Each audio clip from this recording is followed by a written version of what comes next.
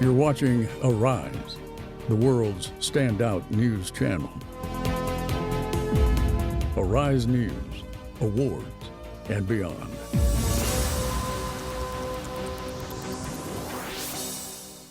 Many of you may have heard about the story, and we will not rehash that now, but we do want to take an opportunity to pay our respects and to reflect on this very painful loss.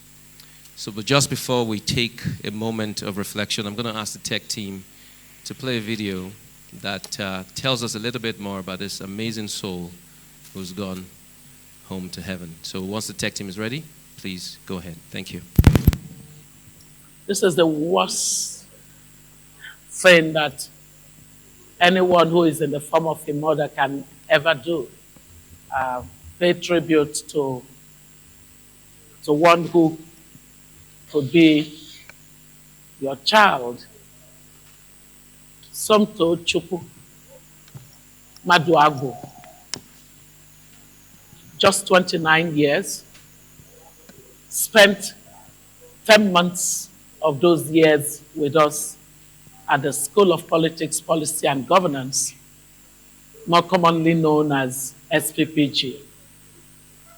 Was the epitome of the mission of the school to bring together the best of African professionals across countries and to give them the kind of training that is one of the best leadership preparation schools in the world. Can imagine how much of a shock it was for me personally to get the message of a tragic end in the aftermath of an armed robbery attack. I just couldn't express a word.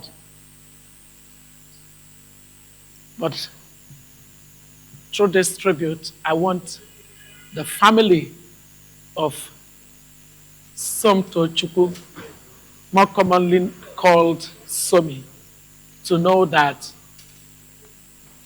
she may have been just 29 years, but she certainly made an impact.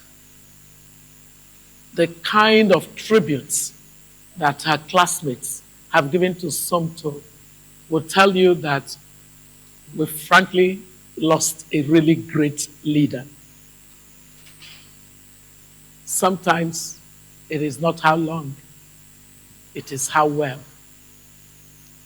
And in the annals of history, we at the Sppg will always remember what she represented.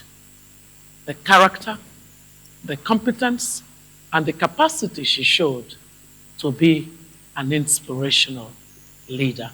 One who never thought of herself, but of all those children and women, and especially young girls, that she was mentoring and paying for to gain knowledge. Somi, may the Lord receive you. My name is Frank Mweke II, and I'm chair of Fixed Politics Nigeria. And I just want to join my colleagues, the entire Fixed Politics movement, the staff, students, and alumni of the School of Politics, Policy and Governance, in sending my deep and sincere condolences to the friends, colleagues, and family of Somi Maduago, our compatriot, our alum who lost her life under very tragic circumstances. There are no words that are enough to really share the depth of sadness that I feel. But we hope that as Christians, we will take solace, just as the Bible says. Because even though Somi is not here today, we are prayerfully confident that we would meet again. Please to her dear family, I extend my sincere condolences, our sincere condolences, on behalf of the entire movement, students and staff of Fixed Politics and the School of Politics, Policy and Governance. Thank you. This is such a difficult video to make, a difficult tribute. Our dear Somi, a painful death, a difficult death to come to terms with. She was one of our distinguished students of the School of Politics, Policy and Governance. She had a bright future. She imbibed greatness.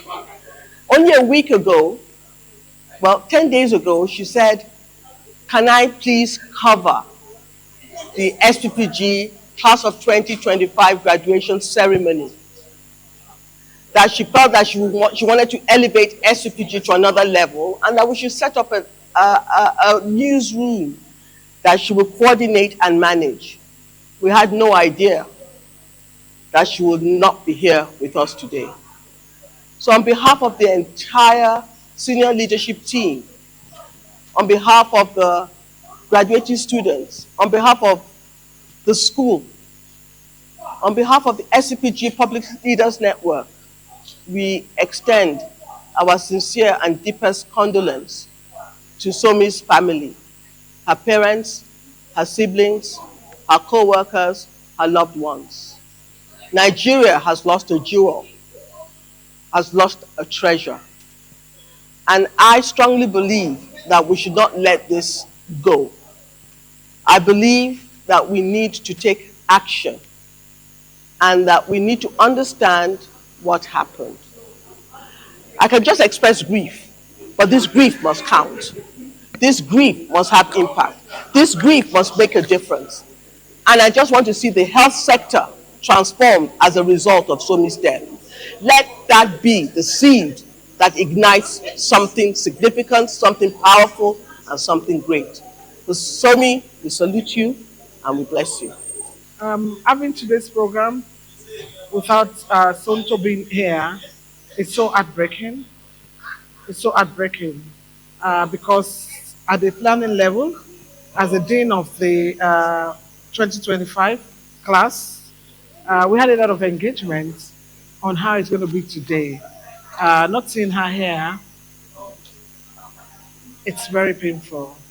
Sonto was a very clever student, very intelligent, very amiable, was ready to contribute to the transformation of the country. But this happened. It's always very difficult when there are things you cannot change. When there are things you cannot change, we will really miss her. She has been part of this family and will continue to love her, and she will forever be missed. It is with real shock and sadness that we receive the news of our dear sister, a friend and active member of our community, the SPLN. Tom Tuchuku reached out every time wanting to be part of whatever it is that we were doing. She was an active member. She always wanted to participate and do something and help in the community. We're so saddened and by this loss. And we just want to just pray at this time that the Lord God will comfort her family, comfort us in the SPLN, SPPG as a family as a whole, and grant her eternal rest. In Jesus' mighty name. Somto Chukwu Christabel Maduagu, fondly called Somi, a student of the SPPG class of 2024, an anchor on a Rise TV station, and an active member of the SPLN, will be greatly missed. She is a combination of beauty, brain, and love for country. And so, ladies and gentlemen, can I ask you to please applaud just for a second? As at the same time, if I can ask you to please rise. Let's just appreciate and applaud this amazing general who has gone to be home. Let's put our hands together just for a second and appreciate. Thank you. Thank you. And so, what we're going to do now is that we're going to take a 1-minute silence in respect of the loss of Somi. And it's going to be a full 1 minute, ladies and gentlemen, so please bear with us. And can I just ask that we have absolute silence in the room? Thank you very much. As we begin, ladies and gentlemen, in 3, 2, now.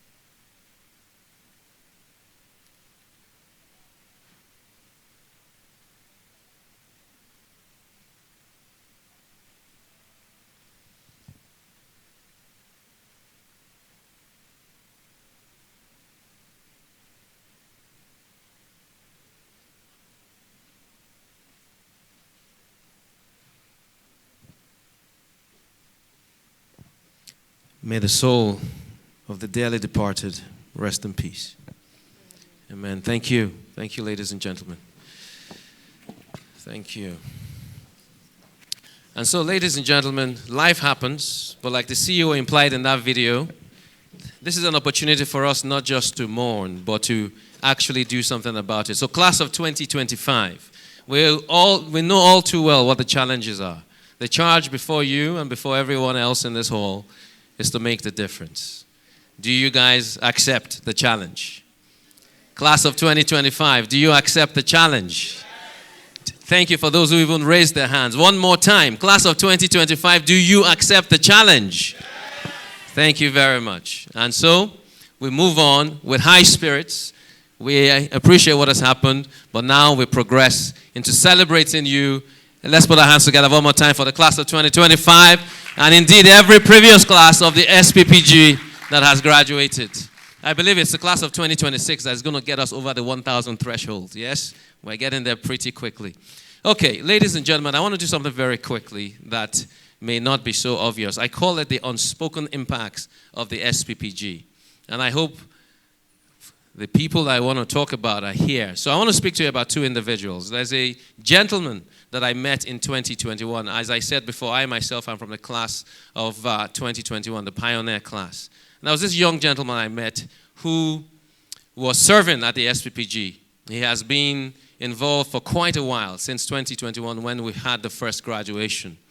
And I'm going to let the cat out of the bag. He is a photographer, and he has been at every Sppg graduation and indeed many fixed politics events since. And that gentleman, by being involved and by being close to what has been going on, he himself went on the course and is graduating this year, 2025. So, Mr. Sppg Ogunleye, if you are here, we would love to, where is he? Is he carrying is that him? There he is, right there. And I'm very shocked they're not carrying a camera. But you will be soon, I know. He's sitting down for the graduation. The moment he gets his certificate, he's back on the camera. He actually told me. And because we're very gender aware and gender balanced here at Fixed Politics, Sppg, I'm going to speak about a lovely lady as well. And so, last year, I met a young lady here who knew almost nothing about Fixed Politics and Sppg. But she came for the Africa conference last year. And she was immersely involved. She was really excited about what she heard and what she knew could happen as a result of this movement. And immediately, she applied for the Sppg, and no surprise to me, she got in because she's an amazing lady, extremely intelligent, head on her shoulders, really tightly screwed together. And so she got in, and she also is graduating today. Haven't joined this journey just barely a year ago. So, Dolapo Obafumi, if you're here, where are you? I hope she's here. There she is, all decked out in green. So you guys are the, what I call the unspoken impact of the Sppg. People who've come alongside, understood, seen, and joined the journey just by being around what has been going on. And look at you today, you're graduating. So, and everybody else, in 2025, we appreciate you because I know you all have similar stories. So please, one more time, let's appreciate everyone who is graduating today from the class of 2025. And so we're going to move on now to one of the moments you've all been waiting for. But we're going to keep you in suspense for just for a little bit longer. But we are going to do this part first. So can I ask you to please welcome the Dean of the class of 2025, Dr. Abiola Kiyode Afolabi, as she comes back. The CEO of Sppg Africa. The CEO of Sppg Africa and the founder of Fix Politics and Sppg, Dr. Obi, as they come up, as we are going to present the certificates of the online participants of the 2025 class. So, ladies and gentlemen, please let's welcome them as they come. Thank you. And the Dean is going to help us with a roll call.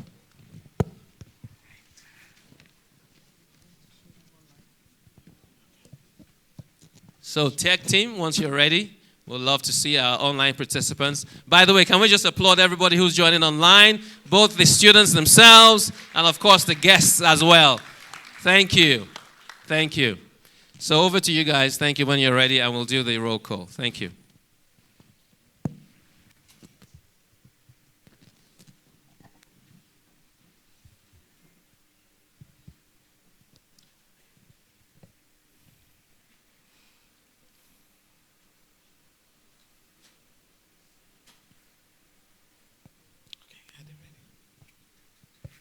Oh, okay, thank you. So, Abigail Olamide Kushimo, congratulations. Let's put our hands together. Abimbola Ayokoya.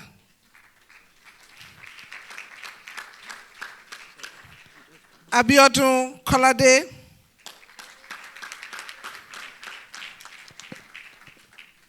Adedayo Deborah Okoro.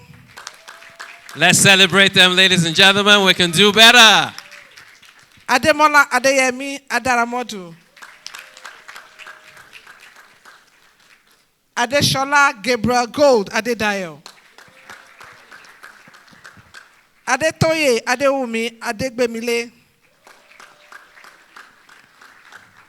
Ahmad Olajide Akala. Ahmed Goni Mukhtar.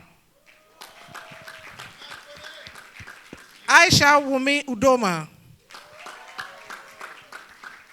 Ajibola Gani Ola Toto. Akan Imo. Akaoma Oyemedukwe. Akpesiri Emokpo. Al-Fatai Abiodun Owoyelu. Alexandra Sado. Babafemi Ayodeji Adebayo. Antonia. Okay, Babafemi Ayodeji Adebayo. Yes. Boluwaji Adeoluwa Akinlade. Chioma Acholonu.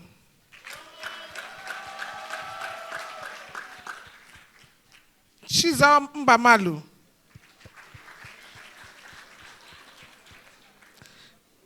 Clyde Odiambo. Duke Olorin.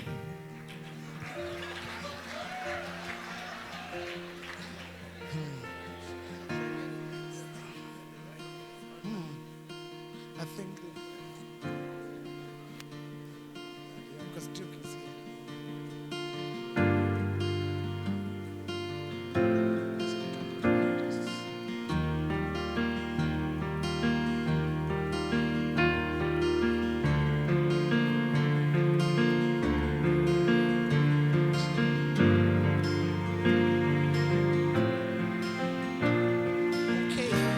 Ekaite Peter Umo, Ekama Aya Naji, Eli Jegu Bara, Gamaliel, Elizabeth Ichoma Obode, Elizabeth Oniduni Adebanjo, Emeka Nwoke, Faiz Muhammad,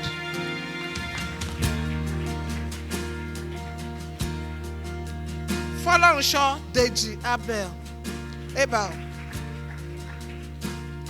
Gideon Dunio, God's Gifts Obi, Abib Babalola,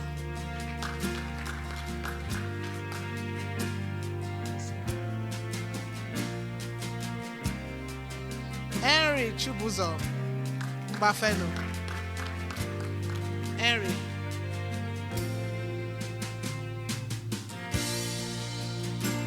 okay, Hayan Abdallah, Ibrahim Obel Yaji, Iderikumo Okara, Idowu Okara Ejeri, Ifemide Living Fund, Ifeoluwa Damola Oyatoku,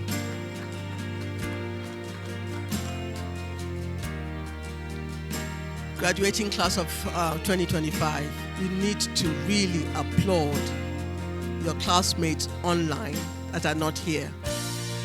So the next few names, let them know that you love, you care, and you miss their presence here. Can you do that? Thank you. All right. So next is Igeme Ezenwata. Let me call it so that let me put for fire. Ikilma Musa Saliu. Ekwano will be Ilugo Nwane Teresa, Isa Shuaib Abdullah, Isiaku Mary Yemekolam, Itoro Clement Eason, James Chamberlain O'Malley, John Omakago Ede, Joseph Daniel Onoja, Jumai Patience Abalaka, Kiyum Influence Unguama, Kolawole Afolabi Mabadeje, Mary Ibukwolu James, Mayowa Albert Balogun, Michael Obanewo, Moronkumbi Adenike Oshinoike, Munir Taiwo Oduaye,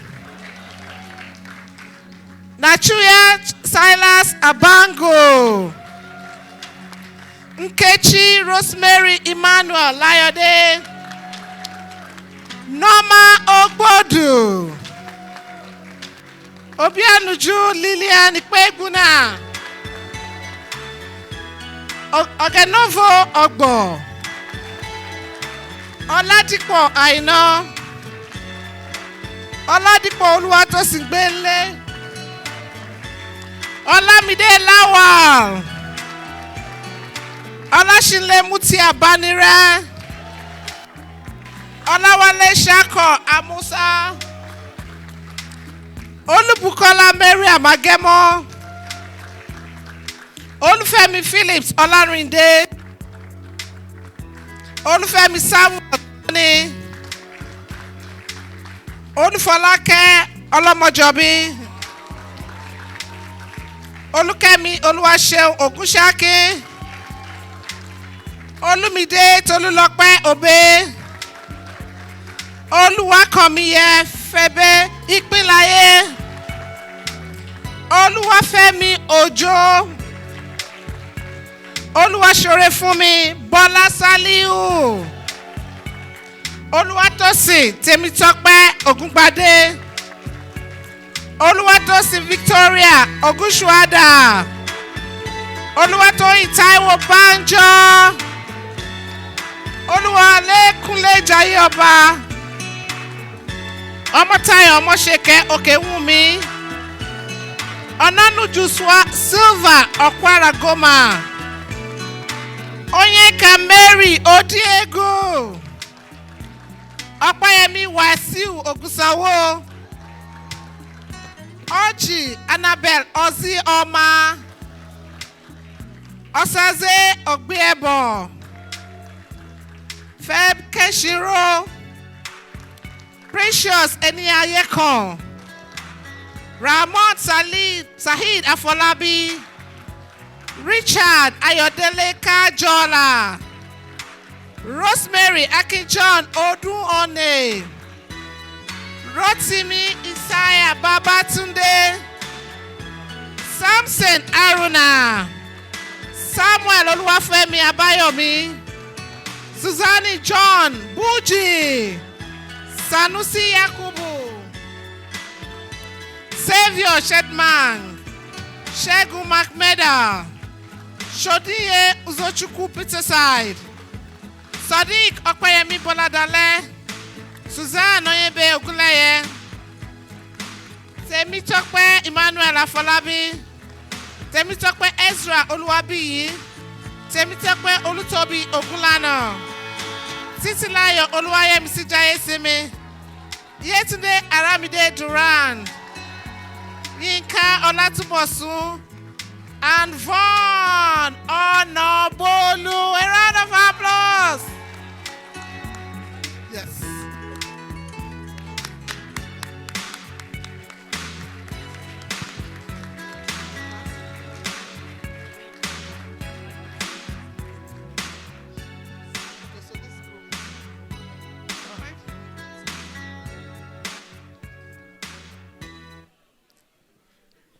We receive all of the names into the roll call of graduates of the SPPG.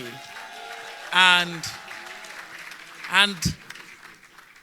immediately, they are known as the unconventionals. You should be making more noise for people who have become the unconventionals. Welcome. Ladies and gentlemen, please appreciate so far the class of 2025 who have been inducted into the roll call of the SPPG as we send off our dean, our CEO, and the founder of Fix Politics. You guys can do much better than that. Thank you. As I said yesterday, some good things come in threes. I have to do an exam. Okay, so ladies and gentlemen, we are going to move on by inviting a little bit of fun back into the room, okay?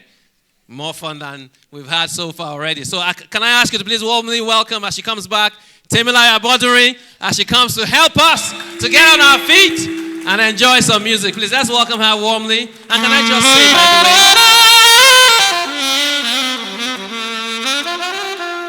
thank you, Temilaya. But I wanted to do something which is appropriate that we do.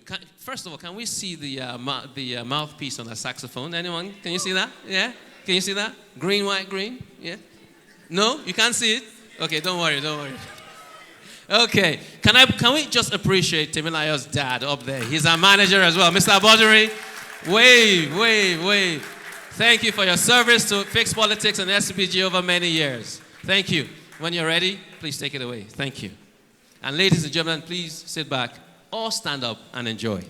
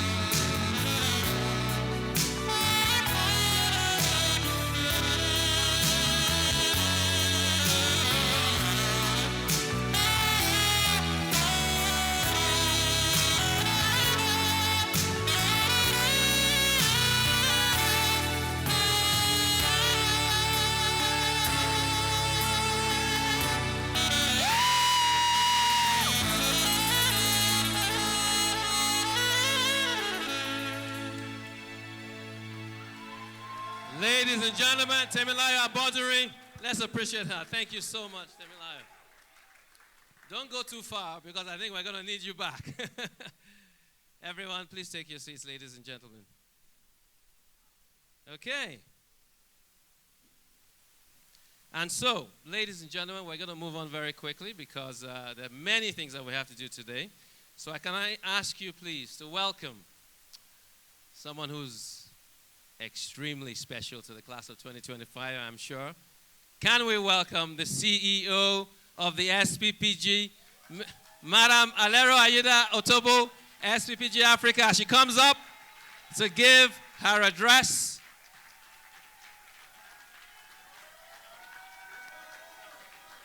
The Queen of Raw.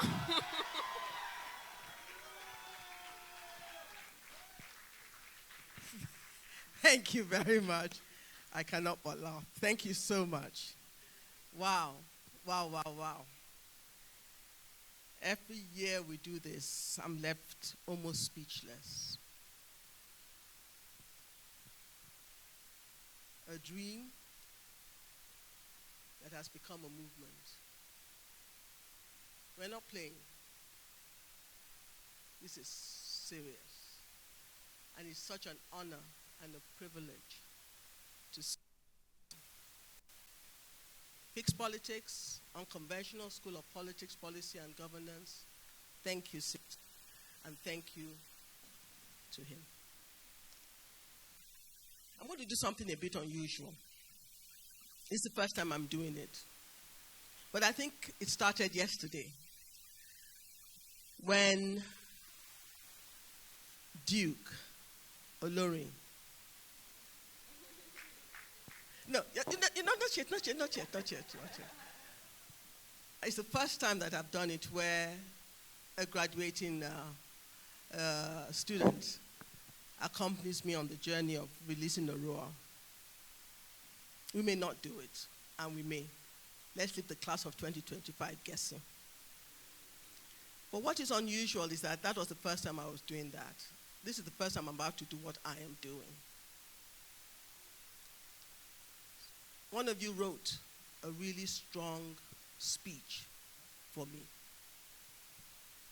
And I don't usually read out that speech on the day of graduation. But it's so powerfully written that I said, I can't write another one. And I'd like to meet who wrote this. So it's my joy to read this. And I start. Every graduating class lives its own story in the SPPG journey. Yours, class of 2025, will be remembered as the class that carried hope through turbulence, that held steady in the face of uncertainty, and that turned questions into commitments. You entered this program at a time when democracy across Africa is being tested, when trust in governance is fragile, and when the very idea of leadership is often met with cynicism. Yet, you chose to prepare yourselves for the most challenging road, the road of responsible leadership. For that, I salute you. Like I saluted Somi, I salute every single one of you. This year, you engaged in complex conversations about power and its limits, about democracy and its fragility, and about governance and its possibilities. You wrestled with ideas, you challenged or debated the solutions, and you built a community that mirrors the Africa we are striving for.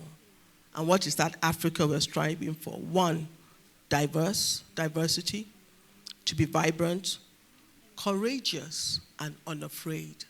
Time and time again, we have heard that what holds many citizens back from doing anything, for taking bad governance, is fear. And class of 2025, today, I declare that you are all fearless. Fearlessness has to be one of your hallmarks. And if you remain fearless, you're going to begin the journey of a lifetime of public service. Your time here has shown that policy is not theory. It is lived reality. Behind every policy choice are people, farmers, traders, teachers, artisans, and families who depend on leaders like you to make decisions that honor their dignity. Your training has revealed that governance is not an institution, but a responsibility and a trust that you must carry with transparency and integrity. And you have learned that politics at its core is not about power.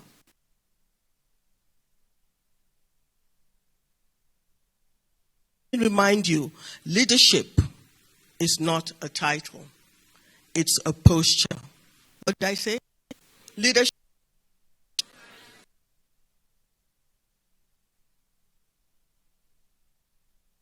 To give up. It is how you respond when silence seems safer than speaking the truth. It is the discipline to stay rooted in values even when compromise looks more rewarding. Leadership is the daily choice to serve. So the certificate you will hold today is not a destination, and I repeat, it is not a destination. It is a commissioning.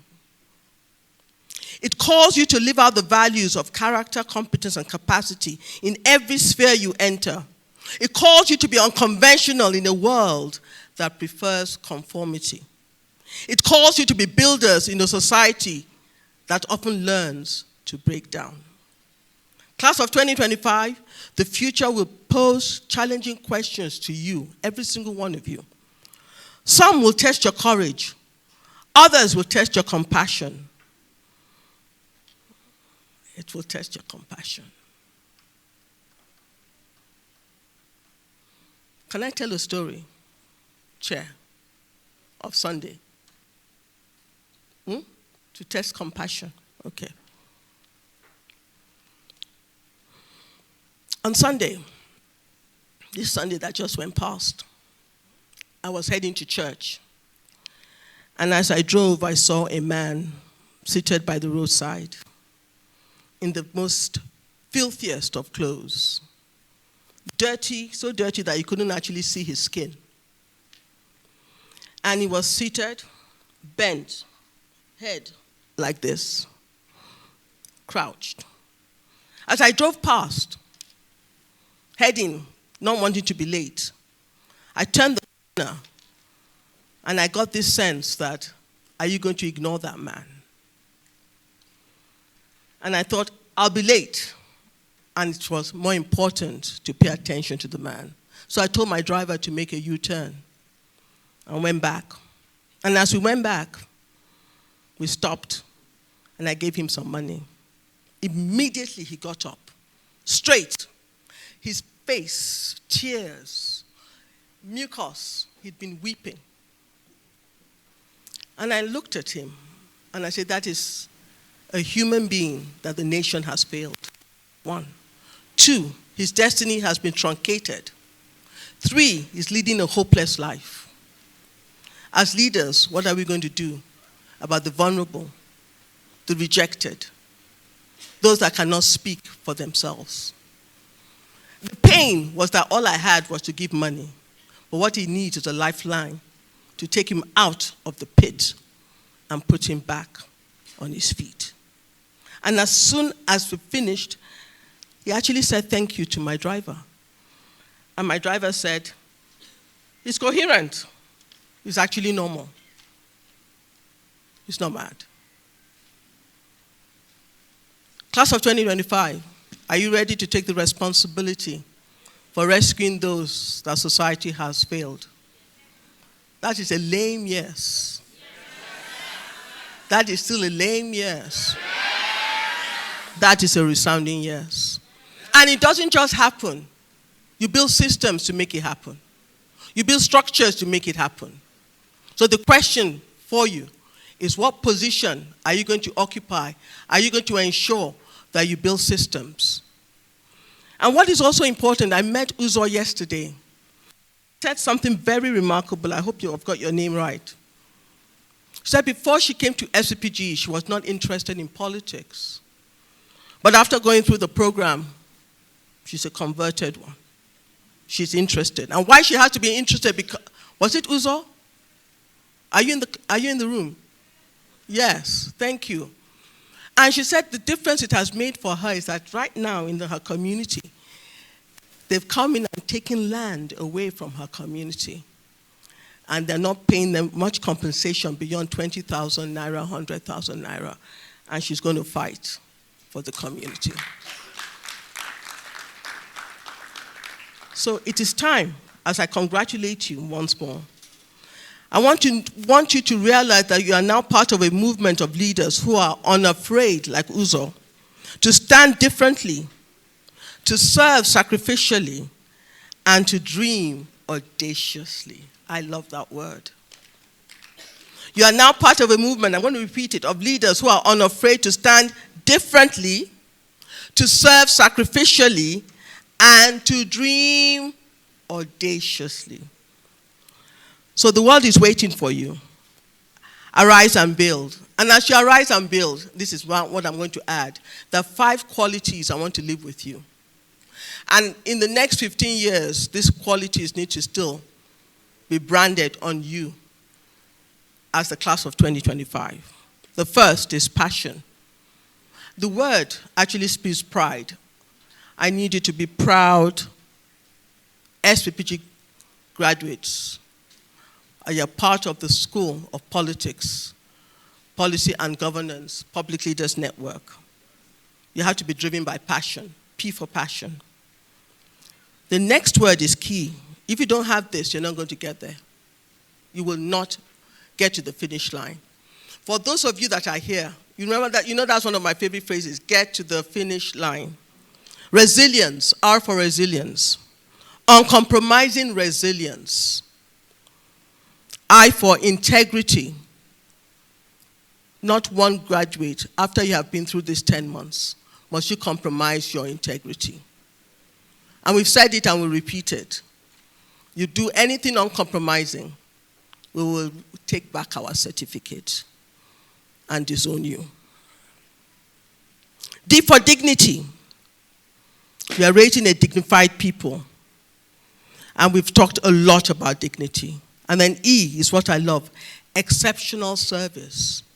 Exceptional service to your family, exceptional service to your community, exceptional service to your sphere of influence, and exceptional service to your nation. May the people that Nigeria has been waiting for emerge because they said yes to the Sppg. Welcome to your future as custodians of the future. Welcome to the impact and the difference you're going to make. Welcome to a life of boldness and courage. Welcome to a life of resilience. Welcome to a life that refuses to compromise. And welcome to a life of compassion, ready to rescue those that are vulnerable and that need your voice. Voice to the voiceless. Thank you. God bless you all. Have a great year.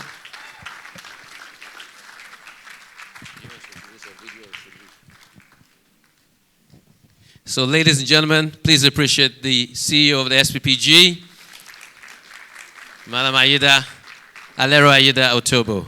Thank you so much. And so, ladies and gentlemen, the tech team, if you're ready, we're going to take the Sppg video documentary, just to give you a little bit of a story in video form about the journey of the Sppg. Thank you. So, ladies and gentlemen, can I ask you to please focus your attention onto the screens? Thank you. A new generation of leaders is rising across Africa. Leaders unafraid to question the status quo. Leaders determined to design a future where Africa builds on its own terms.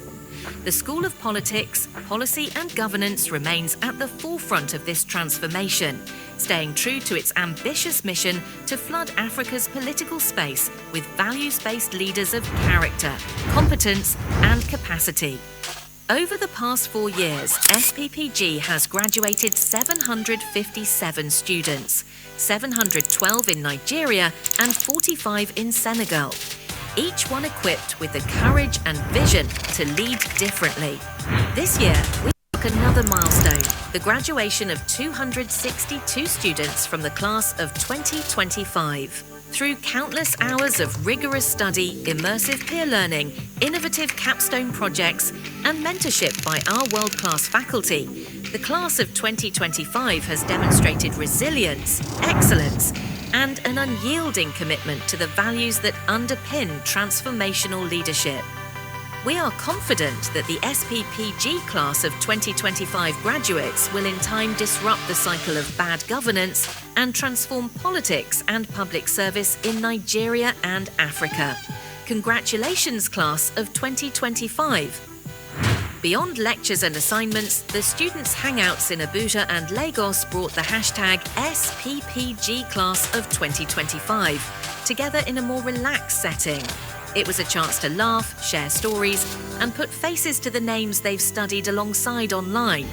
From lively conversations to new friendships and connections, the Hangouts proved that learning leadership also means building lasting connections. More than just social gatherings, these moments reminded us that leadership is a journey best taken with a community of like minds. What began as a bold Nigerian experiment has now become a continental movement. In Senegal, 2025 is especially historic.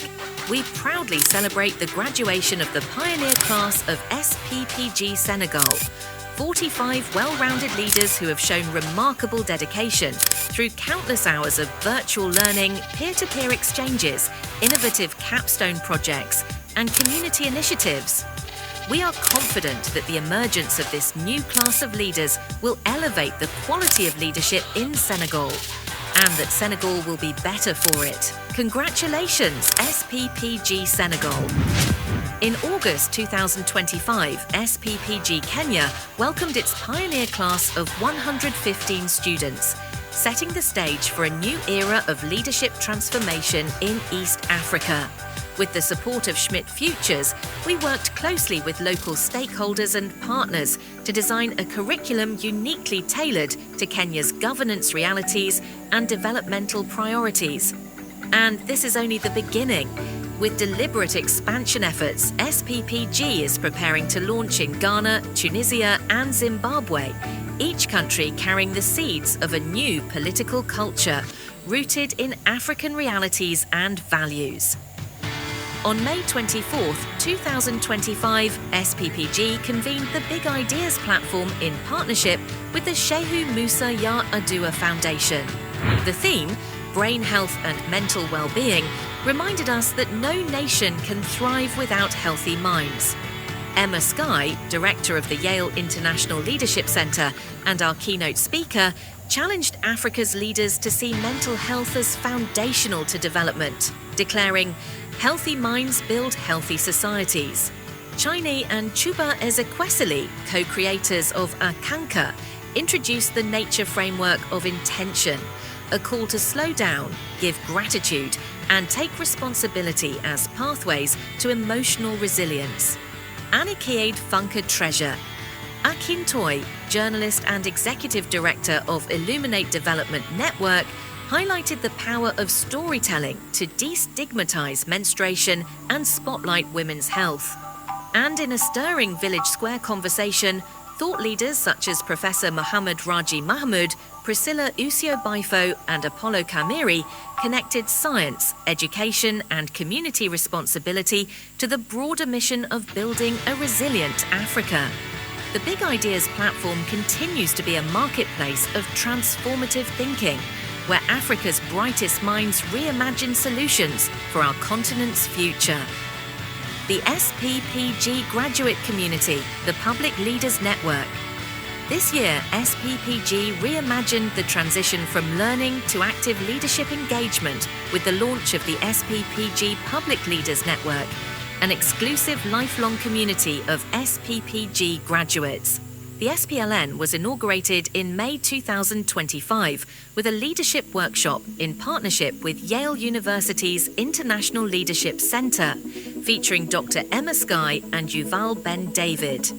By August 21st, 2025, the SPLN hosted its global launch, headlined by world-renowned economist Professor Jeffrey Sachs, a distinguished honorary member of SPPG's global faculty. Today, the SPLN is 757 members strong, with graduates already shaping governance and leadership across sectors. We have a total of 19 graduates in Nigeria currently appointed into public offices. In Senegal, a graduate of the SPPG Senegal pioneer CLEAS, Alassane Diallo was appointed Administrative and Financial Director of the Ministry of Health in Senegal.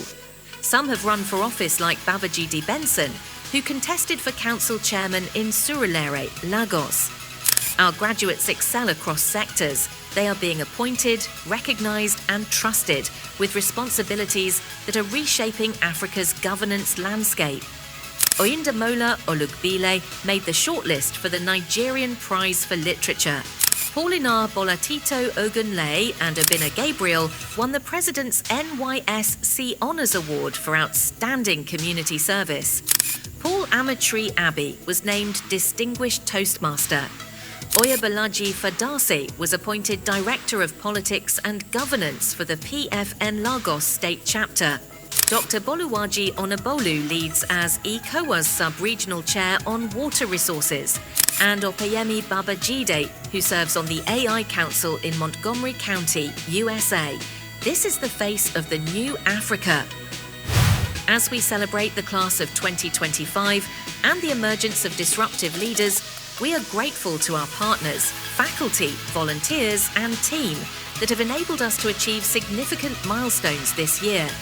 We are also reminded that the SPPG journey is a remarkable one, and that our graduates and alums are already making a difference in Africa's governance landscape, redefining the future of politics, policy and governance. Congratulations again, class of 2025. The future is here, and Africa is ready to build on its own terms. A round of applause for the School of Politics, Policy and Governance. And a round of applause for its community members. Class of 2025. How are you feeling today? Great, fantastic. What else? I want to hear you. Fantastic, wonderful. Great, I love that. Disruptive, wonderful. The moment we've all been waiting.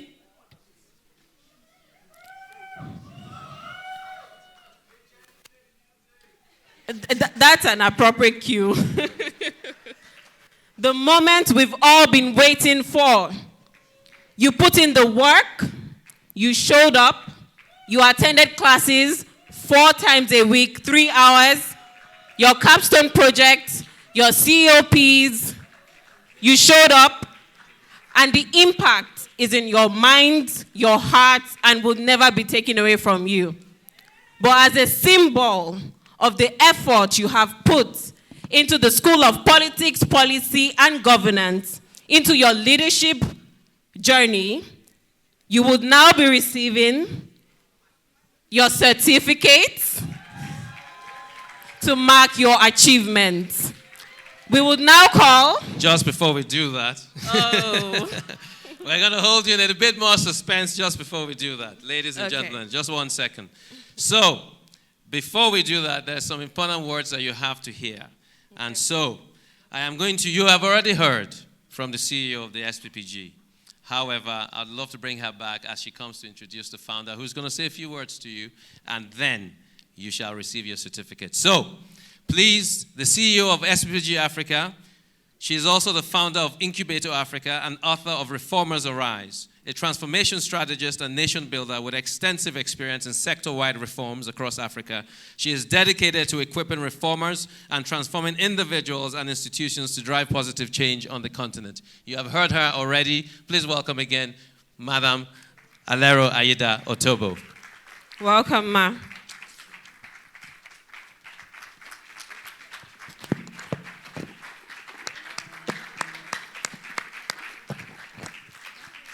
His Excellency, the governor of Abia State, Mr. Alex Oti. You're most welcome.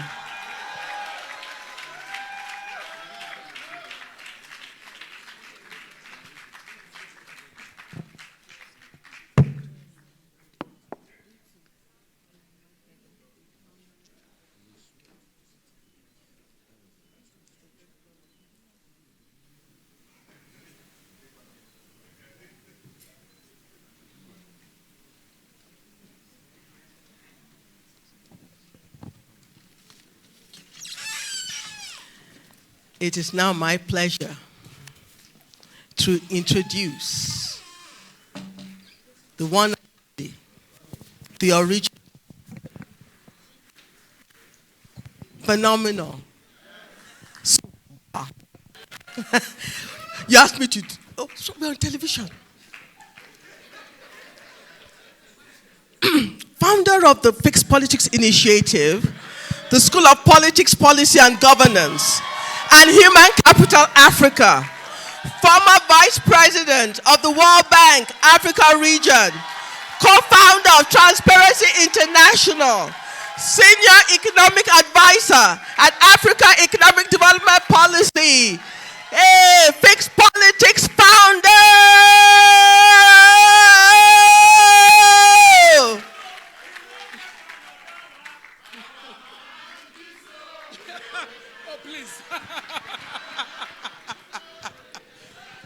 Please be seated. Please be seated.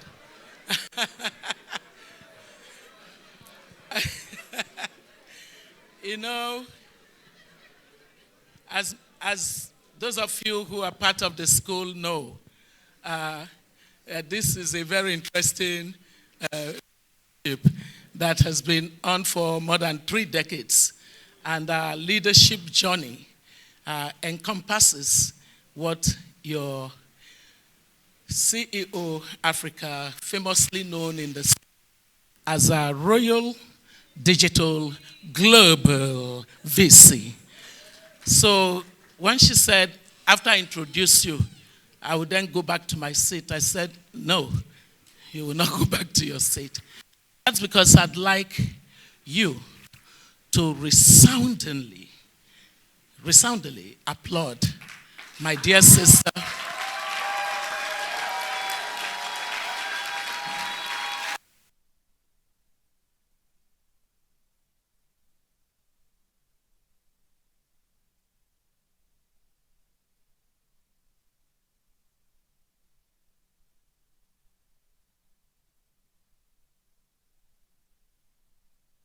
than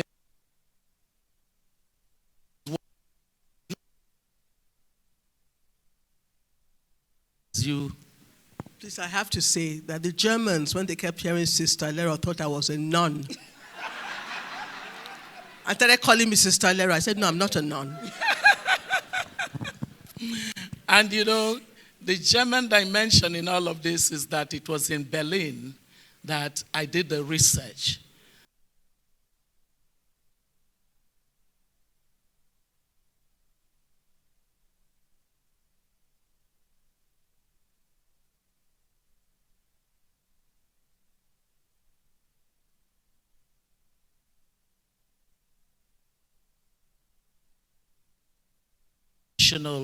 Participation of Hetty School and all the other faculty-related things that we needed at the start of this journey.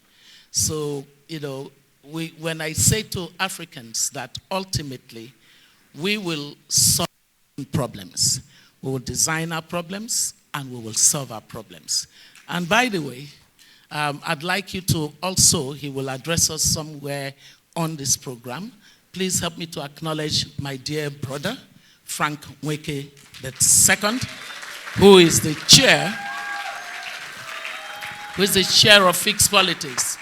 The three of us were in Berlin when I presented the interim report of my research on what ails African politics and therefore destroys and sets up its governance for failure, and how that nexus between politics, political system, quality of political actors determine the very tragic economic outcomes that our continent has produced.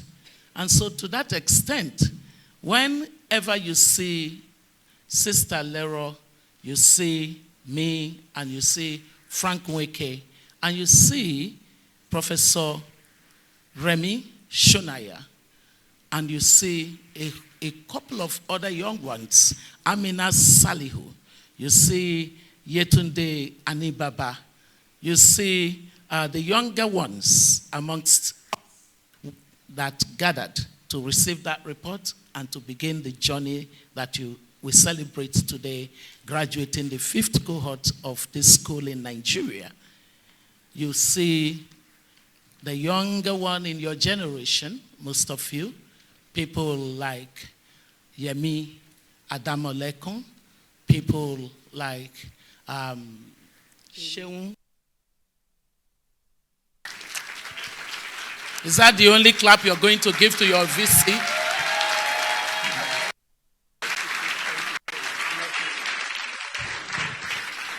Having done all of that, I will remember a little bit of my protocol. And that means that I will start by acknowledging my incredible husband, the only person created on this earth to be my husband, Pastor Chinedu Ezekwesili. Thank you.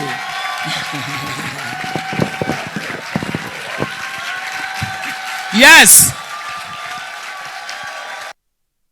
Yes.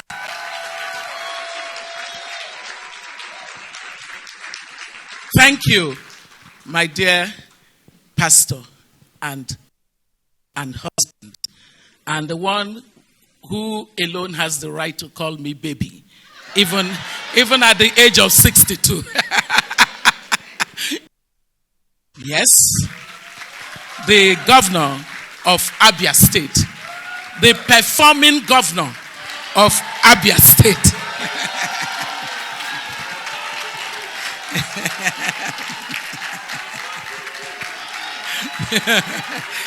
Thank you. Thank you. Thank you. You know, in the SPPG, in the fixed politics community, we live by a creed. In God we trust. Everyone else must bring data.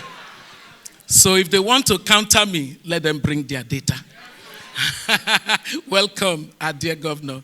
And I want to again welcome my dear sister, my sister of many decades now, our dear Dr.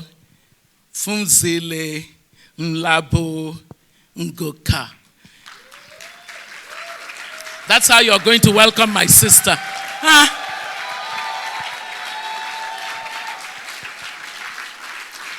Dr. Mlambo Ngoka is the former deputy president of our sister country, South Africa, and then who went on to become a UN Under-Secretary General responsible for UN Women. I am so glad that you have given us 2 days of your time in Nigeria being with us. Welcome.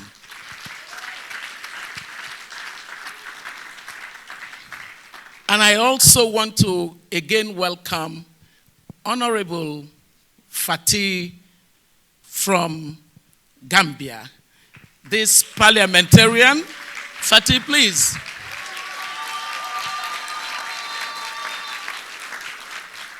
Nigerians love to make anything that is worthwhile viral. So you went viral in this country. For your fellow parliamentarians in the Parliament of Gambia and said to them, I am ashamed to be a parliamentarian in this country where all of you have decided that we're more important than the citizens we're supposed to serve. You have increased your salaries, whereas children cannot eat, the young have no jobs. We honor and celebrate your character, your personality, and your work. God bless you, and thanks for being here. I want to welcome all of you from countries of Africa who joined us for the Africa conference that announces the graduation of every class. From Kenya, our dear ones from Kenya, the next graduation we have is with you, right? And then our friends and brothers from Ghana. How can Nigeria and Ghana ever be apart? No matter what anybody does, it's a marriage that was conducted in heaven.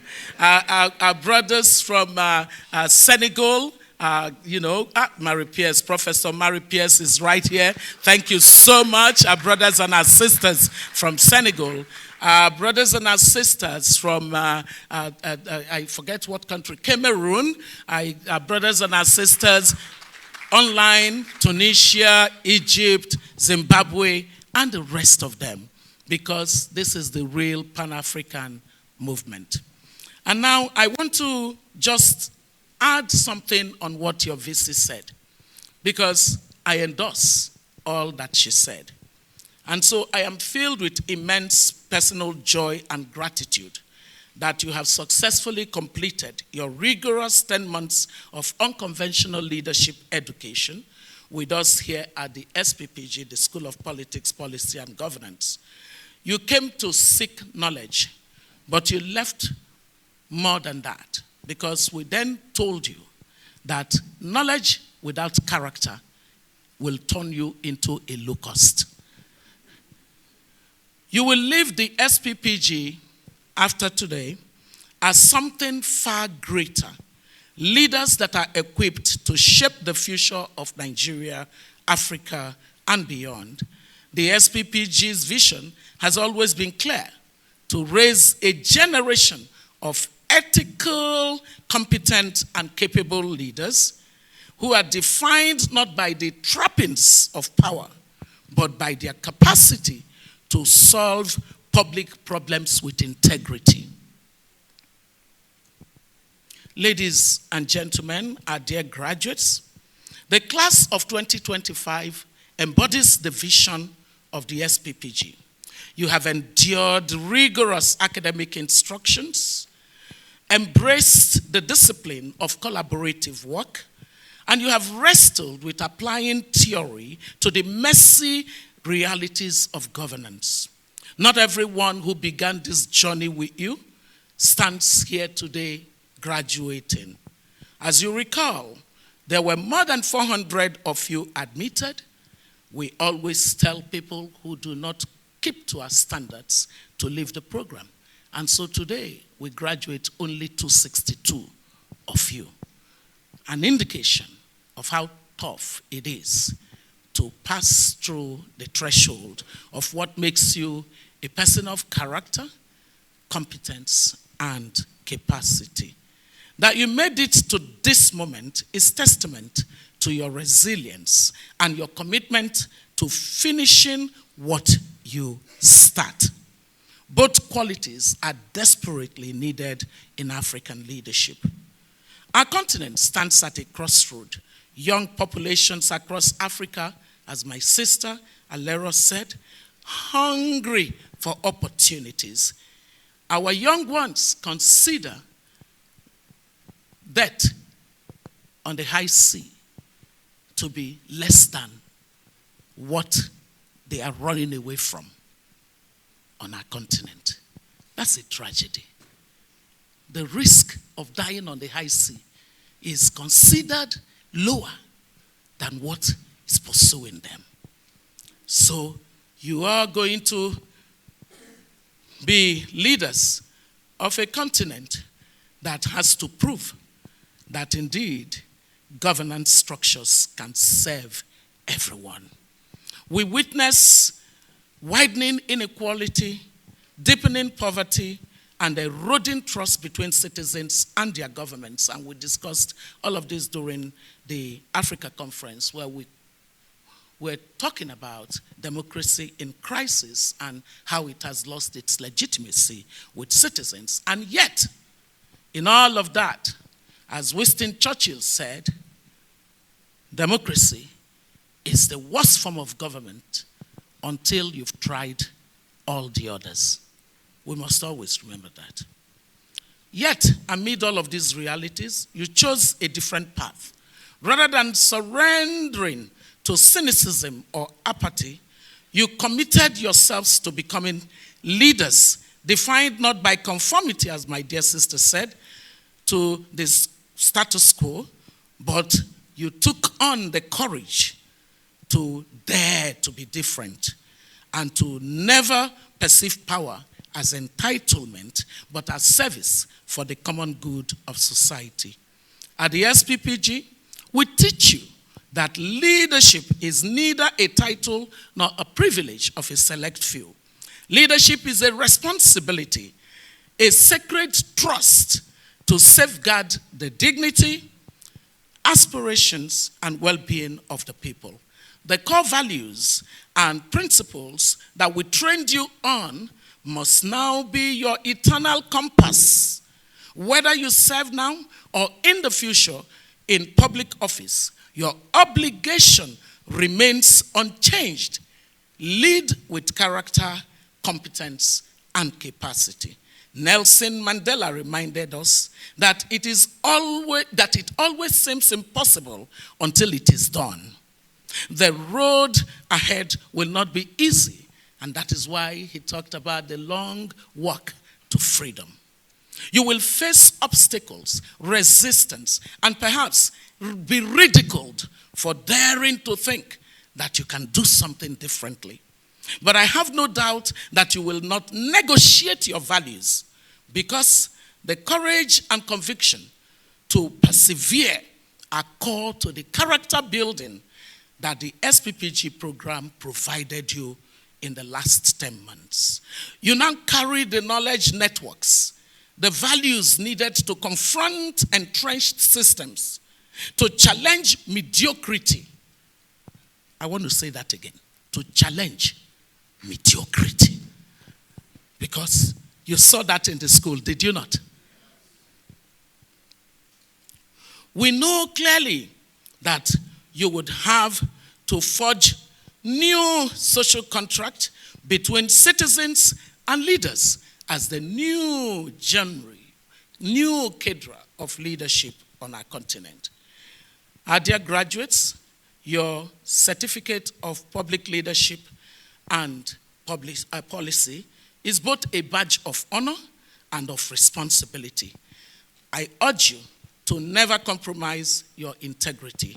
You must remain courageous in adversity and to continually place the citizens at the heart of your service. I bid you great congratulations, class of 2025. Be visionaries who refuse to settle for the ordinary. Be reformers who challenge yesterday's failures. Be guardians who protect tomorrow's promise.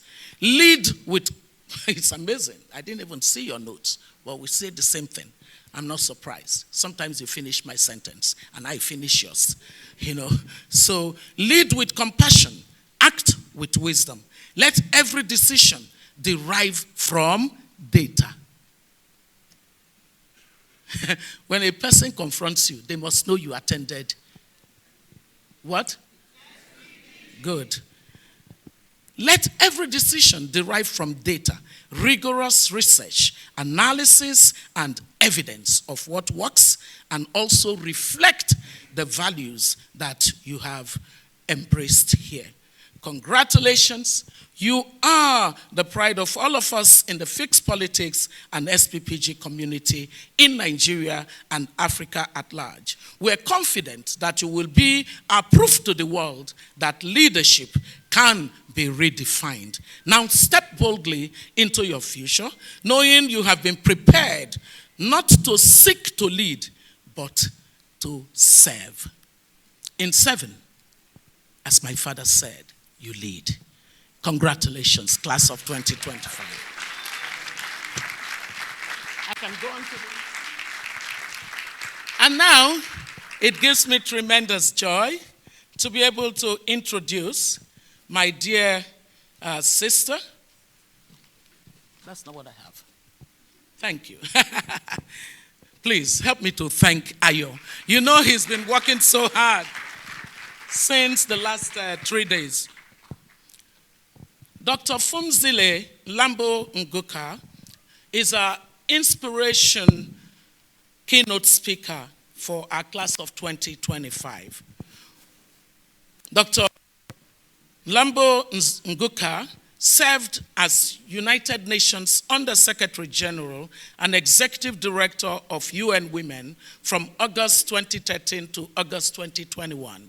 She was the first woman deputy president of South Africa, if not just the only one so far. Did we get a second person? Oh, yeah, we did get a second person in South Africa. You see, the South Africans are doing better than all of us. So Ghana, take note. Gambia, take note. Kenya, take note. Oh, yes, you do. Ghana has actually a female vice president now. All right, the rest of the countries, take note. So she has devoted her career to issues of human rights, equality, and social justice. She was awarded a doctorate in technology and education from Warwick University. And she is a Hausa leader at the Kennedy School of Government. Hausa is actually one of the most prestigious of the centers at the Kennedy School of Government, which I know quite well. Currently, she is the founder of Ulambo Foundation, serving as a gender activist and campaigner for universal access to education. This is one of the areas that we both totally just work together. Her extensive portfolio includes authoring scholarly works, serving on international commissions, and leading transformative initiatives for women's empowerment across Africa and globally. She continues to be the powerful voice for gender equality and sustainable development. Please, ladies and gentlemen, help me to welcome to the stage to deliver the keynote, the inspiration keynote, our dear sister Fumzile. Please clap some more. Somebody came all the way from South Africa.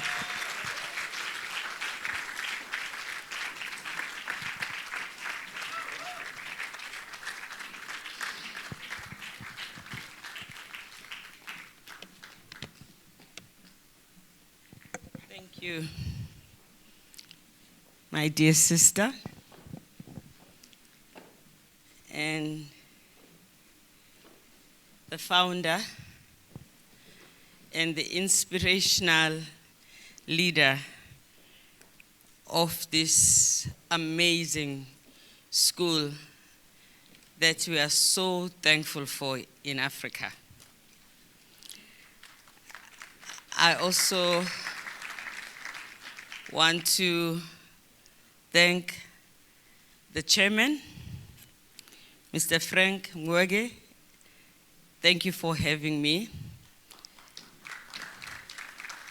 Thank you, VC, for your wonderful words. And in fact, after you both spoke, I felt I have nothing more to say. You've said it all. Thank you, Governor, for your delivery and for the data that you can provide. I also want to thank the program directors for the wonderful work they have been doing. I thank the leadership of all the campuses that make it possible for us to celebrate these students today. I want to thank the leaders in Nigeria, in Kenya, in Zimbabwe, in Senegal. And I also want to thank parents, family, and friends of the graduates who have supported them and made sure that what they've started, they have finished. Dear graduates and the beautiful class of 2025, congratulations. Well done. I am here also because I am a Chancellor of the University of Johannesburg. And what you do and what we are doing here touches us because we believe in the work that is being done here. But I'm also a patron of the Global Goals African Scholarship, which supports students who study online, who are Africans, who are studying because they are determined to build the Africa we want. And I count you amongst those. So a big applause to you for that as well. Ladies and gentlemen, Africa is our beginning and our end and our everything. And therefore, building Africa is our priority. Today, we gather here as part of that journey of building Africa. And that is not a job.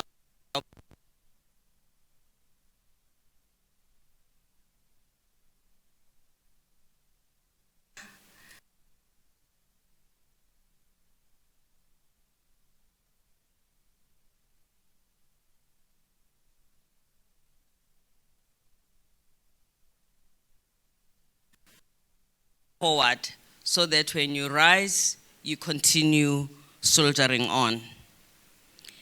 And at SPPG, you have been trained to prepare yourself to serve exactly in that manner. You are graduating here because you have raised your hand to be of service and therefore also be a leader. To give your life for the service of the lives of others.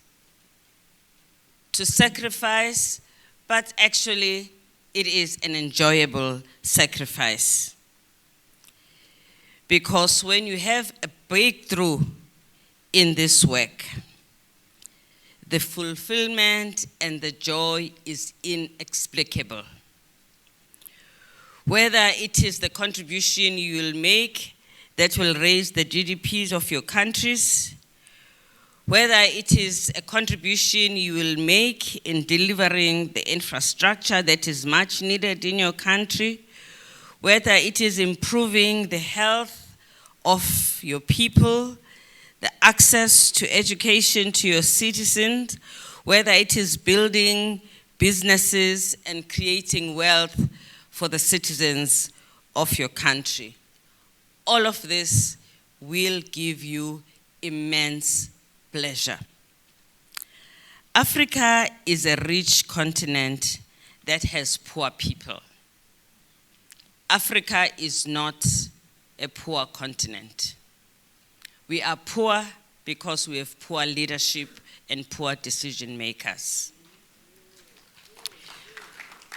We are therefore here because we want to address that. We are investing in you because we want you to be part and parcel of the answer to this problem that will continue to plague us, not unless we address it with both our hands, our heads, and our hearts. We have much in Africa that is uniquely ours, that gives us a front seat on the table of nations. But that front seat can be occupied by other people only if we make wrong decisions. We have an abundance of human resources, young, brilliant, capable, trainable young people who can be our youth dividend. But that same human resource can be a burden to Africa if we fail to train and to direct it in the right way. We have in Africa arable land of the world that is more than 50%. We should not be a continent that talks about poverty and hunger, because Africa occupies more than 50% of the world available for the whole planet that is arable. How do we become a poster card of poverty with all of that? Decision making. We are a continent that has a lot of sunshine, God-given, free to all of us. How are we the continent that does not have energy for everybody, abundantly available? Can you tell me, how is that possible? We are here to answer these questions and to turn that around. And we in Africa have the mineral wealth, both solid and liquid minerals of the world. A bulk of it is here in Africa. We have here in Nigeria petroleum, isn't it? And we also have solid minerals. 43% of the cobalt of the world, which is needed to charge batteries to produce clean energy, is in Africa. 43% of the world. 46% of global manganese reserves are in Africa. Okay? 1/3 of bauxite of the world is in Africa. 90% of platinum group metals of the world are in Africa. Namibia alone has the largest deposit of uranium which you need in order to produce nuclear power, another source of clean energy. Namibia also has some of these minerals that are making people fight like this in the war in Ukraine. Those minerals are present in South Africa. The copper in Africa also needed for clean energy and the green economy. So why are we poor? Do we have a seat in the front table of the nations? Are nations not queuing to come and want to recolonize Africa because of these minerals? Will they succeed to recolonize us? It's not convincing. Will they? I need to hear that. So, therefore, we are a continent that has to know its story and stand by its story. And to be leaders that are fit for what Africa needs, we need Ubuntu. Ubuntu. I am because you are. In you, I see myself. And in me, I see you. So when I serve you, I am serving myself. And I give it my all. This is who you have been trained to be.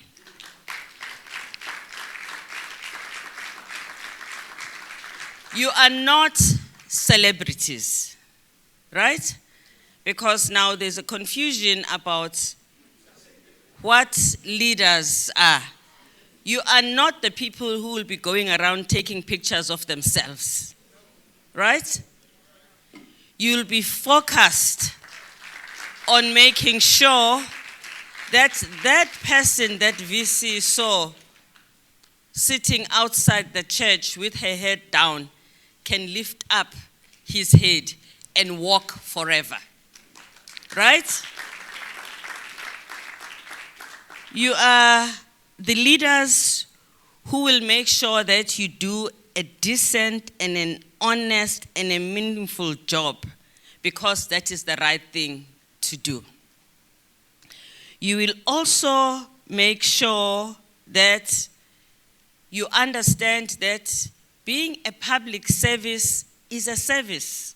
You are not a public master. This excellency, this honorable that, and honorable that confuses us in who we are. We are ultimately just public servants, and we are here to serve. We therefore have to respect the people that we serve, because those are our masters. That is why we are called public servants, not public masters. We must have the ability to do the right thing, because doing public service is not a poverty job, actually. You are paid decently. You can put food in the table. You don't have to steal. You don't have to steal. You can put food in the table. That is enough for you. You don't have to buy more food. You don't have to have a big bank balance. Who needs that? Well, it's okay, but you can't steal. The money that belongs to you is the one that is called your salary and nothing more. Anything that is not your salary is not yours. It's the feeding scheme for the children, it's the agriculture program, it's the money for the roads, it's the money for schools. It's not for you. So you have to think about integrity as our leaders. And you have to know that integrity is doing the right thing when no one is watching. Right? That is so important. There is something that worries me a lot, and whenever I graduate students at the University of Johannesburg, I always remind them this. A large number of the people who have been associated with corruption have higher education. What are we doing wrong in higher education that we are producing so many people who have no respect for the resources of the poor people? We have to reflect about this in every university. We must make sure that when you leave the university and you are carrying the certificate of your university, you become the ambassador of your university, not corruptor-in-chief, not a thief. Your university is, your certificate is something that says you have been taught well. But for those of us who teach, we must make sure that in what we have given the students, integrity and ethics is part of it. We have to make sure that their leadership is beyond reproach, that they know that if they ever do anything that is wrong, that hurts the people that they are serving, we are hurt as an institution, because people are able to say, here is a graduate of Sppg stealing from a feeding scheme of children who are hungry. That is not what we've educated you for. Absolutely not. And of course, as a leader, you must also remember to be authentic.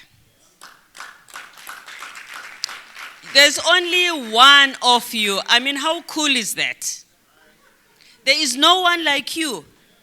You are a unique copy of yourself. Don't try to be anyone else. Because you were brought here, because there is a unique value that you add in the history of humanity that only you can do. So you add value on who you are, and people must be able to understand you and to predict what you are going to do, because also as a leader, you must be consistent. People must not one day find you telling the truth and then they turn on the other side, you are saying the opposite of what you've just said on this side. Leaders have consistency and predictability.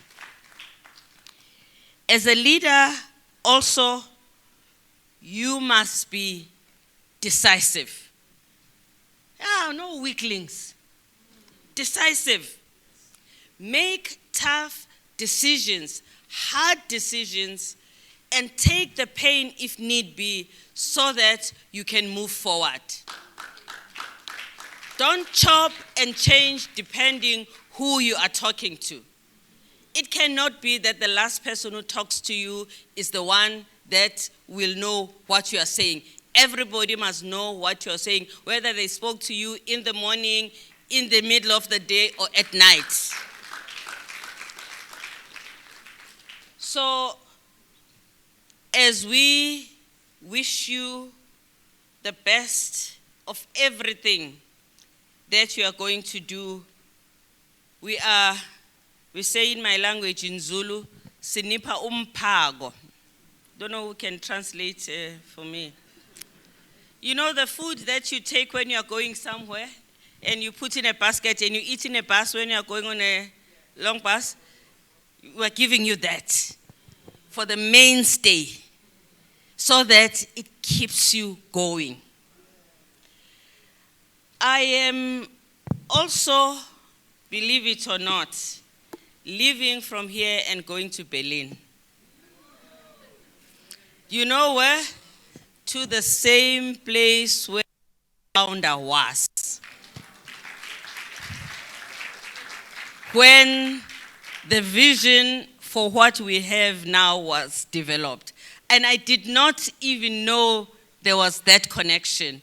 I just happened to be going there, and I was stopping over here in Nigeria to be in support of my sisters in the campaign they are having for the reforms that will ensure that women have seats in parliament. And she called me and she says, I have a graduation, come and join me. And I said, hell yes. Only to find that she developed this in Berlin, in the place I'm going to from here. There must be something in that, right? There must be something. But I'm now afraid because she set the bar so high. I'm thinking of turning back. I am also excited that when I need inspiration and people to guide me, I have got all of you. Because you have seen what is capable of being developed with all the inspirations we can get. We also know that in this day and age, technology is important. Part of what my journey is about in Berlin, in search of technology that can help us to address the issue of job creation that we're facing on our continent. Of turning, and again, I know you are beautiful and it's nice to take your own pictures, but hey, there's more to life than how we look, right? Technology can do so much more that we need. We need to understand what is it that we can do, which is already something that we are ready to do because we have this underlying education that we already have. And technology is just an additional, because it is not technology that makes us do things. Technology is an enabler. Behind technology, you have to have the content that makes sure that you deliver. Now, I just want to say something about the issue of women and gender and discrimination. In fact, not just discrimination against women, but discrimination against anybody. Discrimination against people because they have different abilities, they are of a different ethnic or racial group, of different religion, ill treatment of older people, lack of care when it comes to children, etc.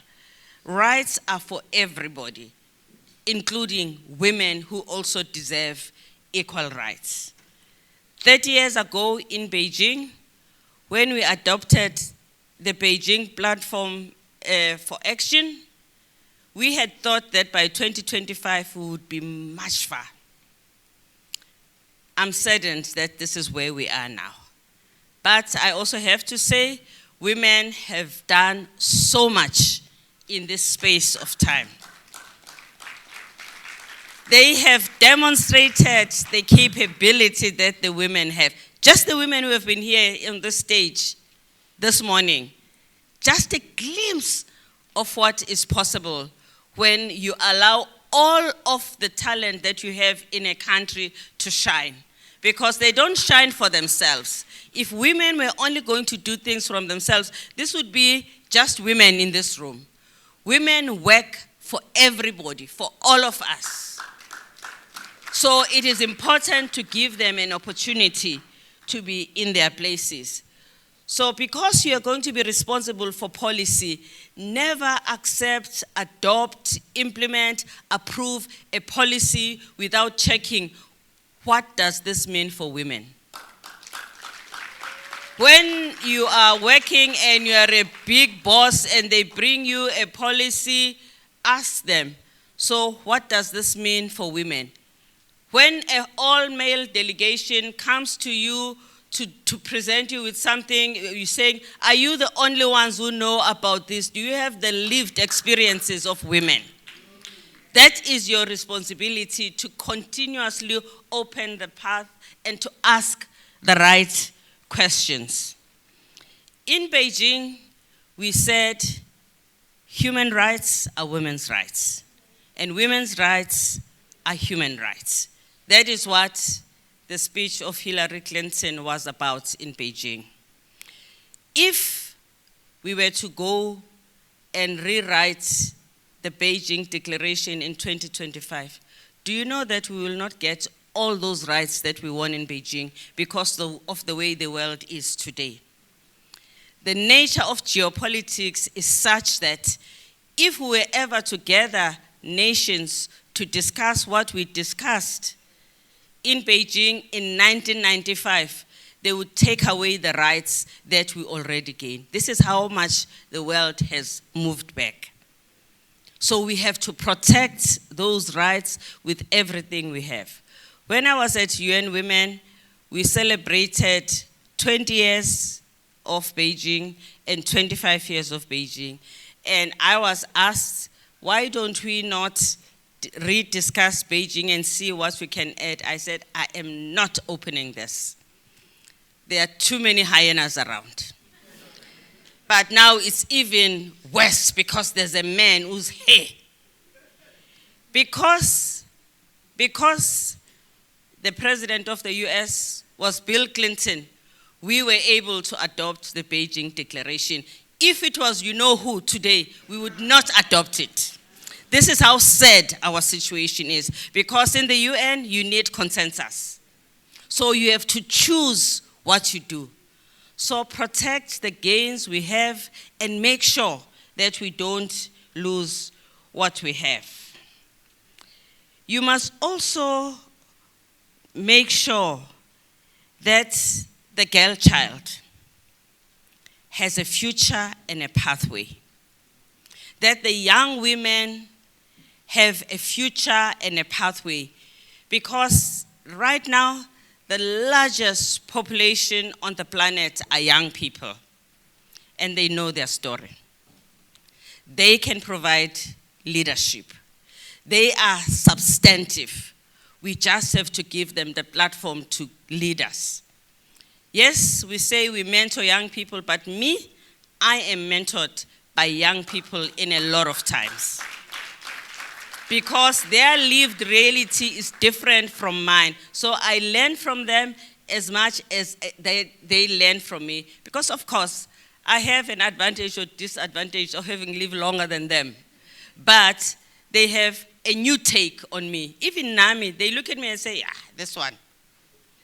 So I need to know how you see the situation now and where you think you are going and how can I make sure that you get there. So, class of 2025, are you going to be the greatest generation of Africans that we've ever seen? Are you going to be those people that Frantz Fanon said, in every generation, the world has a chance to begin again. Every generation has a mission to betray or to fulfill.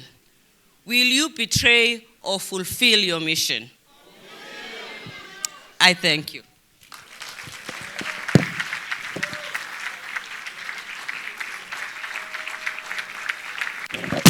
A round of applause for Dr. Phumzile Mlambo Nguka, former Deputy President of South Africa, former United Nations Under-Secretary, Executive Director, UN Nigeria. Thank you for that very inspirational keynote speech. She made a lot of inspirational and valid truths. First, she said, Africa is not a poor continent. Africa is poor because we have poor leaders, and we are here to address it. She also said, we should respect the people that we serve. We are not their masters, and that is why it is called public service, public servants, and not public masters. She also said, integrity is doing the right thing when no one is watching. These are words for us and everyone listening. So go forth, class of 2025, and everyone, and be good leaders, respect the people you serve, and never compromise your integrity. A round of applause for our speaker one more time. I would now call my co-host to introduce the next speaker. Thank you.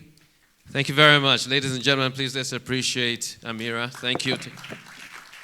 Okay. So ladies and gentlemen, we are going to move on to a special guest address, which I would love you to pay full attention to, and you'll see why in a moment. So I'd love to introduce to you someone who I'm pretty sure that almost everybody in the room will know. He is a true African. You will have probably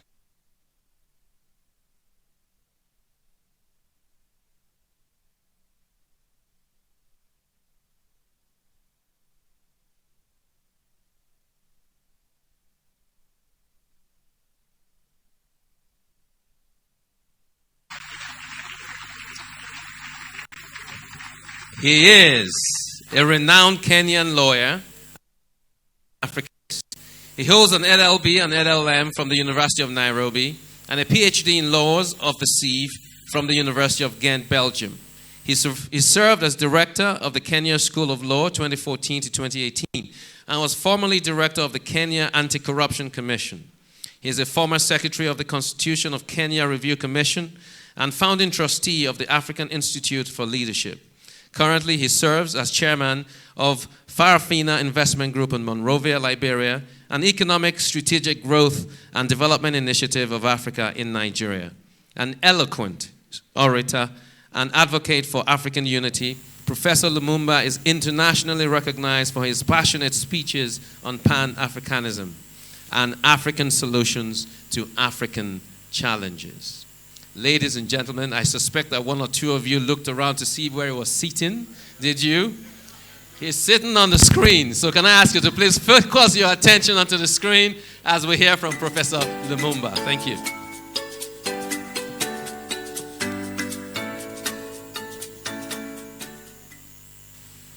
I'm happy to join you today as you graduate having gone through rigorous training at the School of Politics, Policy and Governance. You deserve to be congratulated.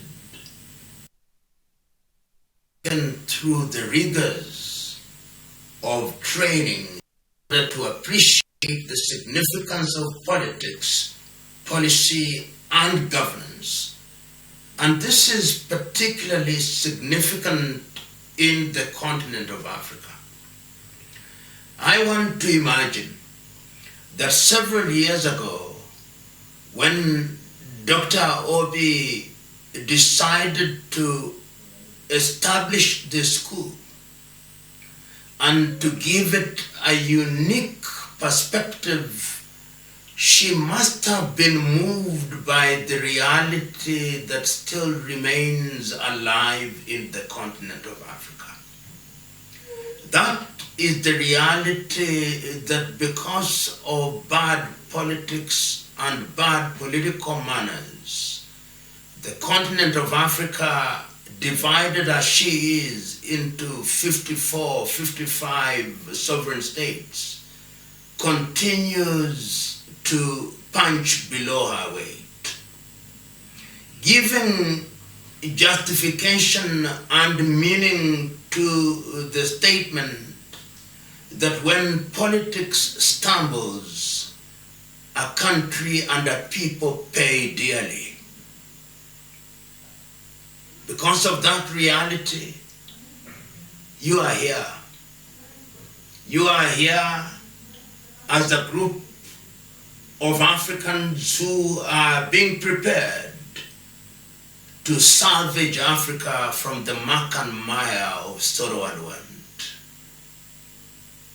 Dr. Obi long liberated herself from the paralysis of do-nothingism.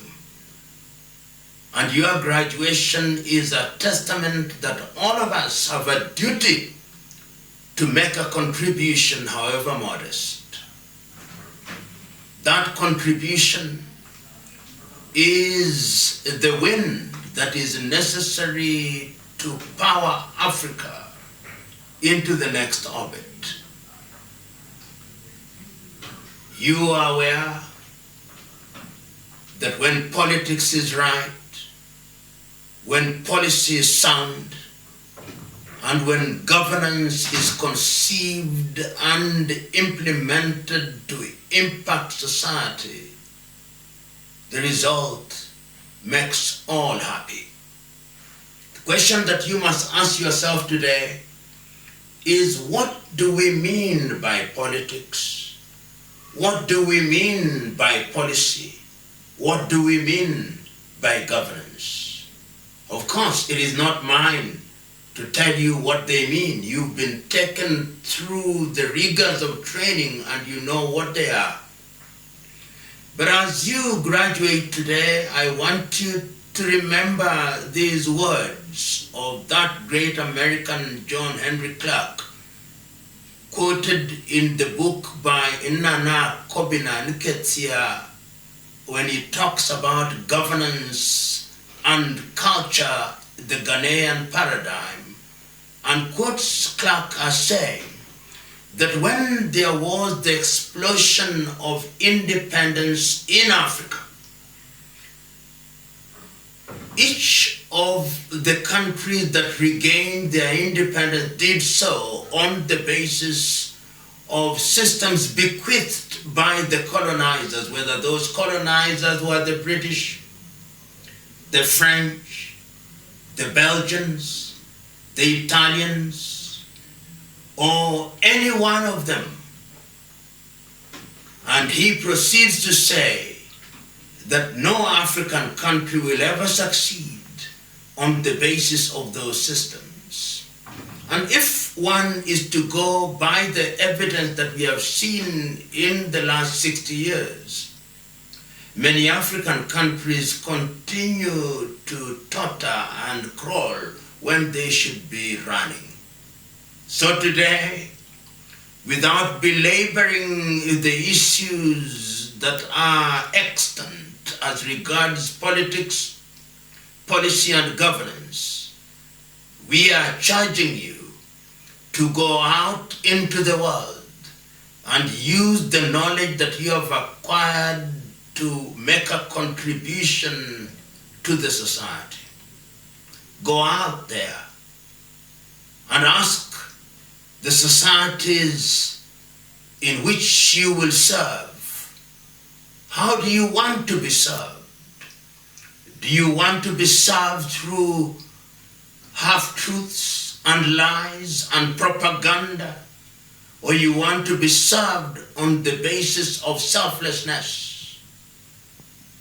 Once you've asked them that question, proceed to tell them with all the humility and courage that you must master, that Africa can only be built block by block, and that she can only be built properly when there is ethical leadership, that she can only be built and she should be built when men and women recognize that politics can no longer be described as a dirty game, but as the organization of societal affairs in a programmatic manner with the sole intention of improving the quality of members of the society. And that when we talk about policy, it means the modus operandi that we are going to deploy to ensure that governance is designed and tailored at once to change the society positively. Ladies and gentlemen, this is a great occasion for you. But let not the ideas that you've accumulated be fossilized in your mind. The time is now to move out of the drawing board. The time is now that you must stop agonizing and becoming professional fault finders. The time is now for you to go out there and confront the world in the knowledge that if you want to make an omelette, you must break the egg. Go out there and serve. Congratulations and be blessed. Ladies and gentlemen, Professor Lumumba, let's appreciate him. And indeed, if you're Kenyan in the house, we want to appreciate you as well. Can I ask all the Kenyans to please stand up? You have produced a great son of Africa. Let's appreciate them. Thank you, thank you, thank you.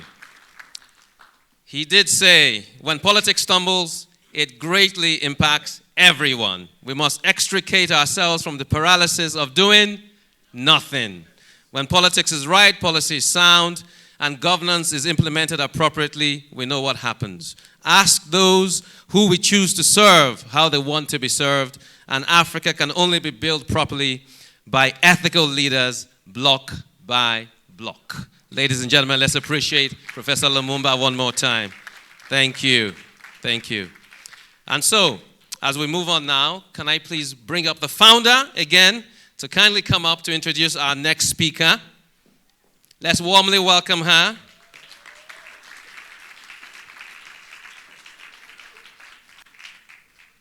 Thank you, ma'am. Thank you so much, Ayo. First to thank our dear inspirational keynote speaker, our dear sister. Thank you very much. I think she got through to you, right? Yeah, she told you everything that we say at the school without even knowing what we tell you. And now it is also necessary for me to really thank our dear brother, Professor Lumumba, someone that I have known most of my life. Lumumba was one of the persons that joined Transparency International after we founded it more than 3 decades ago. He was in the chapter. And now he's grown into this sensation who, when he speaks anywhere across the continent, people listen. And I believe that the Kenyans are also listening. Okay. I am now going to bring up someone that the Gen Zs actually believe in. You know, it's difficult for Gen Zs to believe in a politician. Because, pardon? Yes, the Gen Zs, they are the hardest to please on our continent. And I don't blame them, because they've been served a situation that is not salubrious. When they talk about the things you do in your state, it does give us a lot of hope that as more professionals enter into politics, that they would actually understand how important it is to deliver results.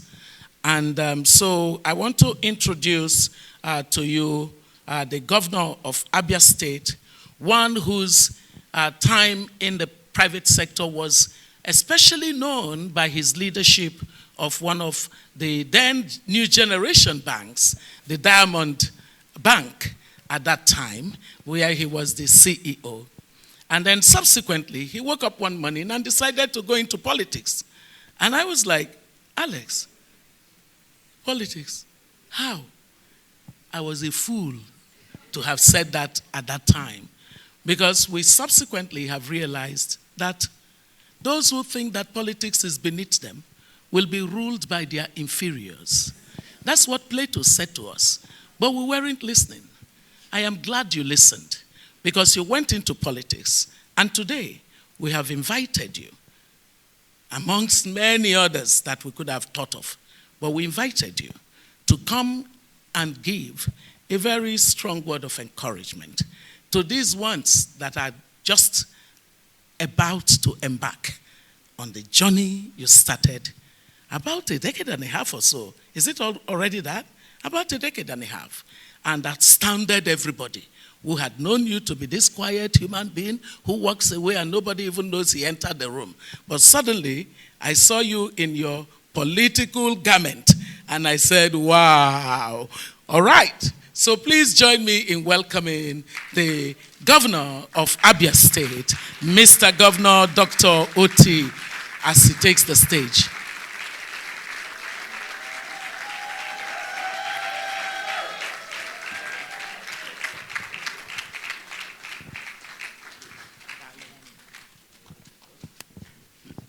Thank you. Please be seated. Thank you.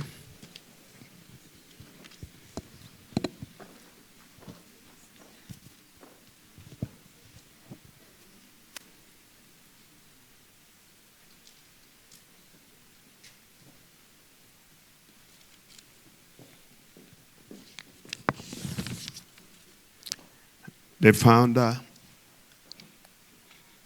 of Sppg, my sister, Dr. Obi Ezekwesili.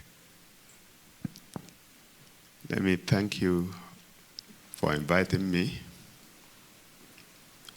and also my brother, your husband, Pastor Chinedu Ezekwesili. I'd like to recognize Frank Nweke Jr., also known as Frank Nweke II, who is the chairman of Sppg. And then my other sister, Ailero Otobo. Ailero and I worked together, I believe, close to 20 years ago. And I'm glad she's doing this. Even at that time, she had this passion. Thank you for what you do.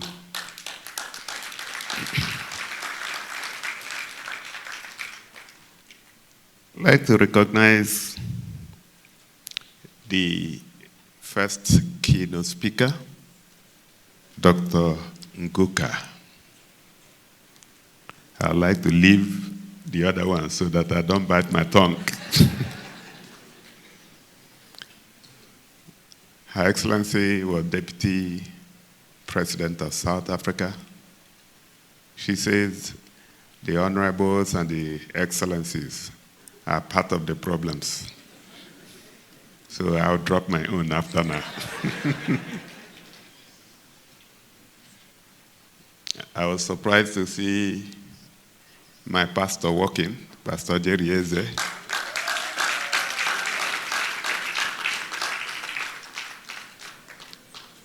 Pastor has no choice but to be praying for me every day. One, because he comes from my state. The second reason is that I had to take his wife from him. The wife is the chairman of the Civil Service Commission in Abia State.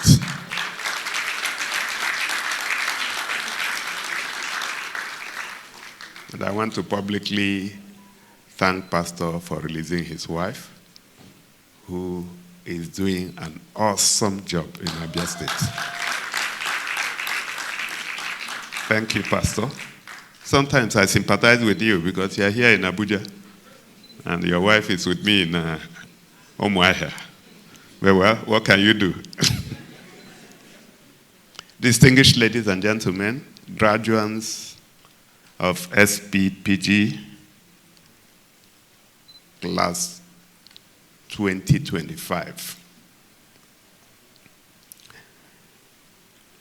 I thought this was like a setup, asking me to speak after Professor P.L.O. Lumumba. What else can I say? He's a great man, a man I have a lot of respect for. So, if I don't measure up, I already have pleaded guilty. I have a prepared speech, but before I go into the speech, I want to thank my sister Obi for what she is doing in Africa. And listening to her, this is not about money. She's giving back. And I'd like us to give her a standing ovation.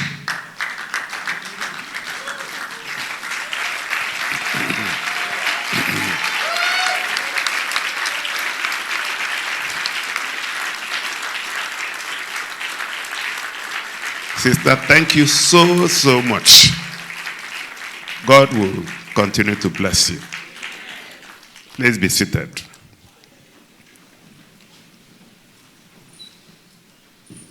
I'll tell a little bit of my story at the end of my short speech, but then I like that she left here leaving the quote that I wanted to start with, and that is Plato. He said that you lose your right to complain If smart, intelligent people refuse to participate in politics, then you lose your right to complain when fools begin to rule you. I think it was the former president of France, Charles de Gaulle, that said that politics is too important to be left in the hands of politicians. You know, when I encountered that speech, I thought I was the only one that was struggling with this word, politicians. I'm not a politician, because we have reduced politics to a vocation, a job. Politics is not a job.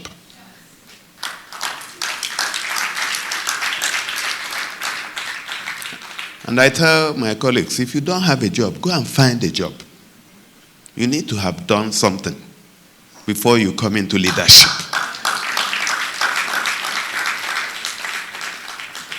In Nigeria, when we reduced it to Nigeria, I asked a few people, I say, so what were you doing prior to 1999? Because you come out, before 1999, it was military, an interregnum between 1979 and 1983. So it means if you were not doing anything, then you are jobless. And you need to go and find a job, do that job well, build a track record, and then come and say, this is what you can do. But the mistake we keep call people, hand them leadership, and we expect that they will deliver. You can never give what you don't have. Education is an unending journey of self-delivery, learning insights that shape our interaction with the environment, and ultimately coming to a full awareness of our duty.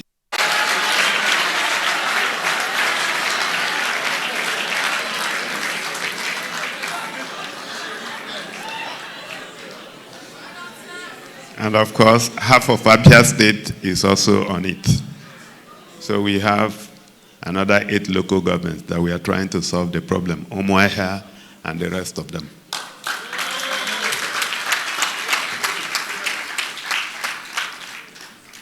But then it's a story for another day, because it's a story that started 20 years ago. While an educated person may have an edge in the job market, it also has to be said that a great injustice is done to the learning we acquire if we restrict our entire worldview to the never-ending race for perks and privileges of climbing the corporate ladder. Education is about more, asking more questions of ourselves, the environment we live in, and our experiences therein. It is about challenging the status quo, interrogating the system of the world, and refusing to accept anything as given. Because, as I often say, nothing is too good that it cannot be improved upon. An educated person is therefore not just the man with a certificate that has the logo of a prestigious institution emblazoned on it. They are individuals whose minds have been exposed to think in ways the average person never would, to ask the type of questions the regular person may not contemplate, and to develop the discipline to seek more than surface answers. Education is therefore the quest to find evidence-driven answers to the most important questions of the day, using the tools of reason, logic, and critical thinking. Let me, on this note, specially congratulate the visionaries whose ideas birthed the School of Politics, Policy, and Governance, Sppg. I want to appreciate you for admitting that the most urgent challenge facing our nation's evolving democracy is largely about poor preparedness on the part of the leading political actors. It has been established that the conventional institutions around the country mostly prepare the young ones for every other responsibility but the dynamics and expectations of political leadership in the new global order. Beyond just identifying the perils of limited preparations by those who mostly control our political, economic, and social destinies, the brilliant men and women behind Sppg took the bull by the horn in establishing an institution dedicated solely to the goal of transforming politics in Nigeria and the rest of Africa by building a massive base and pipeline of a new value-based and disruptive thinking political class with the requisite knowledge and skills to lead effectively. Many may not have seen it yet, but my instinct tells me that this institution, its faculties and alumni will go ahead to redefine the setup and character of our regional and national politics over the next few decades. The broad spectrum of the programs offered by this school covers the most critical value chains in the political process. It is therefore not out of place to expect that whoever passes through the Sppg will be better prepared for the demands and expectations of political leadership in a peculiar environment like ours. I'm particularly happy with the emphasis on ethical and value-driven leadership, political economy, and democratic engagements. The sessions on institution building, citizens' engagement, and innovation in public service would ultimately distinguish Sppg graduates from everyone else in debates, strategy design, and execution in the race for public office. Graduating from this great school will automatically put one in a vantage position to participate in the political process on the strength of superior strategy and connection with the public across multiple frontiers. On this note, distinguished ladies and gentlemen, let me heartily congratulate the graduating class of 2025 for what they have individually and collectively achieved.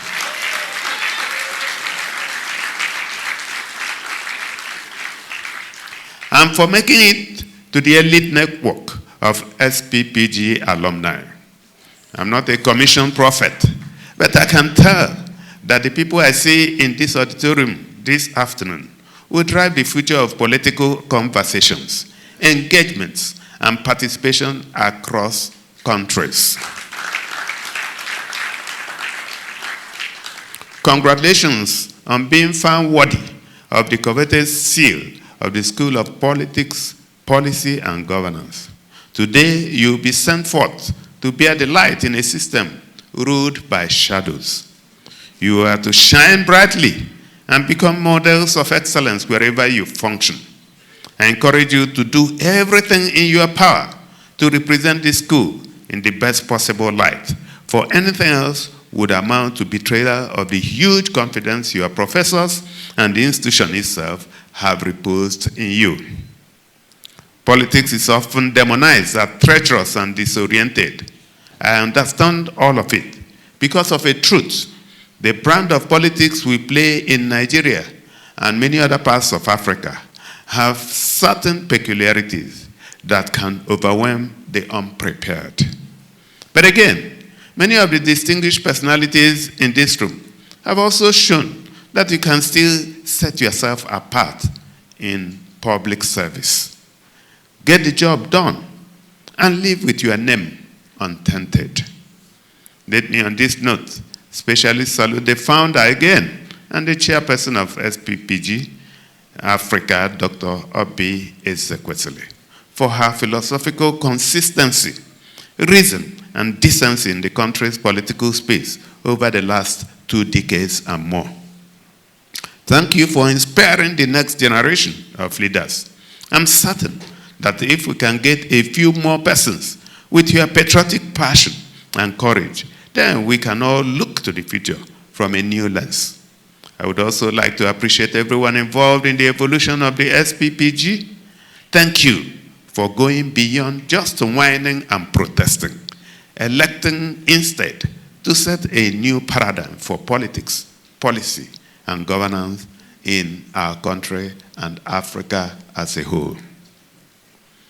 As I said in my Independence Day remark a few days ago, Nigeria has been called from the bowl of destiny to empower the black race, to inspire our people to greatness and become a constant reminder that it is the mind, not the color of skin, that ultimately determines how far we go in life.